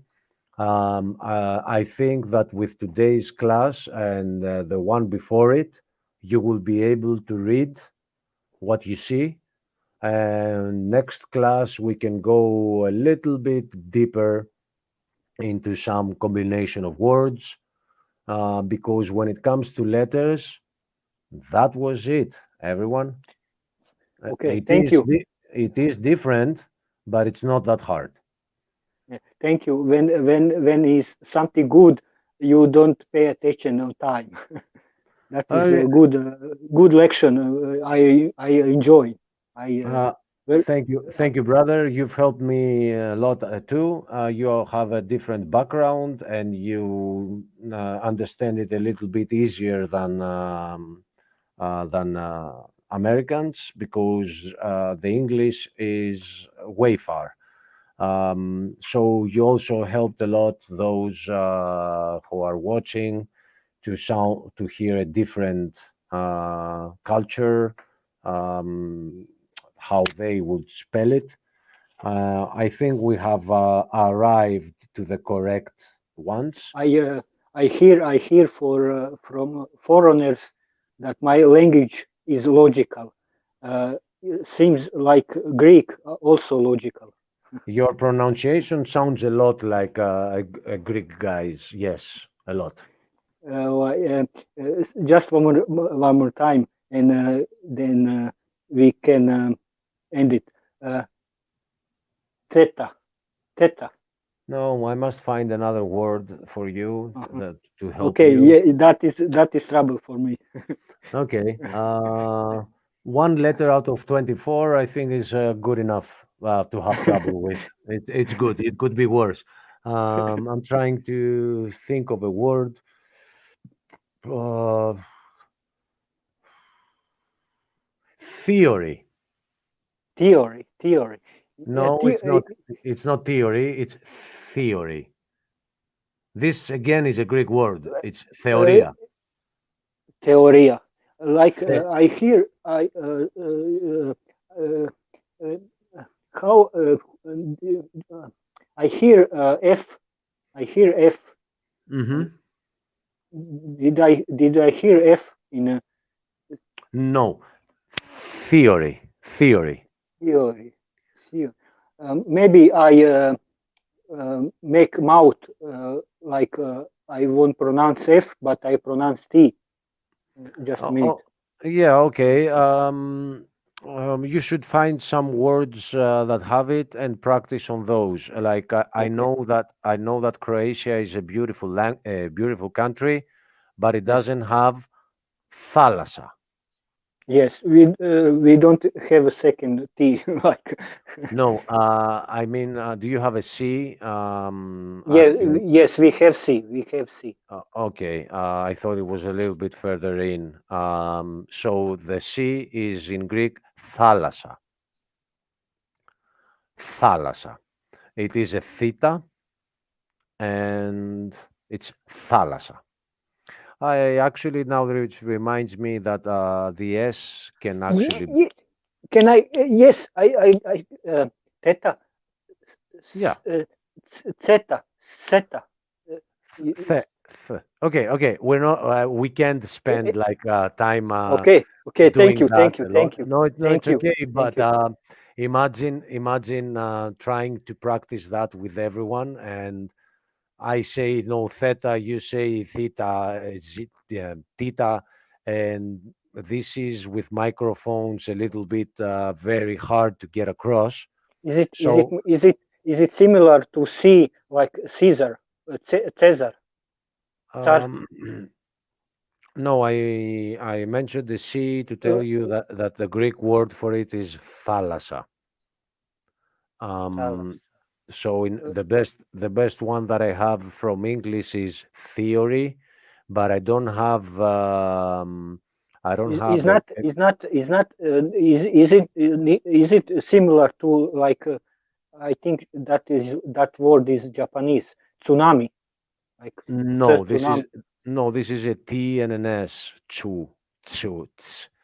So I would Okay, okay, okay. I would Thank you, I, thank you. I God would bless you.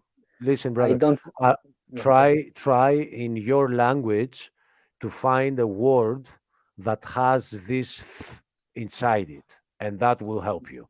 I can find you one from English, which is theory, the theory of evolution, the theory, I mean, the lie of evolution, but anyway, the theory of everything. That's the Think, the one. T, Yes, think, T, T, think, T, think. T, How do you say think? Do you say think? think, T, T. Thi. Oh, okay. Forget the T. Can you say Greek word on with T you With a just mentioned? with a T. Yes. A Greek word would be You toxo. just say uh, Toxo. Toxo talks. is the arrow. Oh, No. lying. It's the bow, not the arrow. After you say theory, you say Theory. Theory. You're you getting better. You're getting you closer. say Theory. yes. You say another word with T, but With not English. With Greek. with T or with the one that you can't pronounce, the Thi.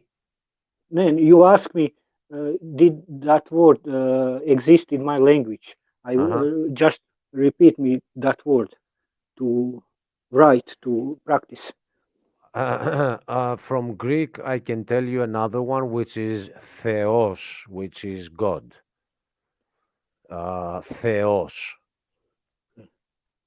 It is written with theta, epsilon, omicron, sigma.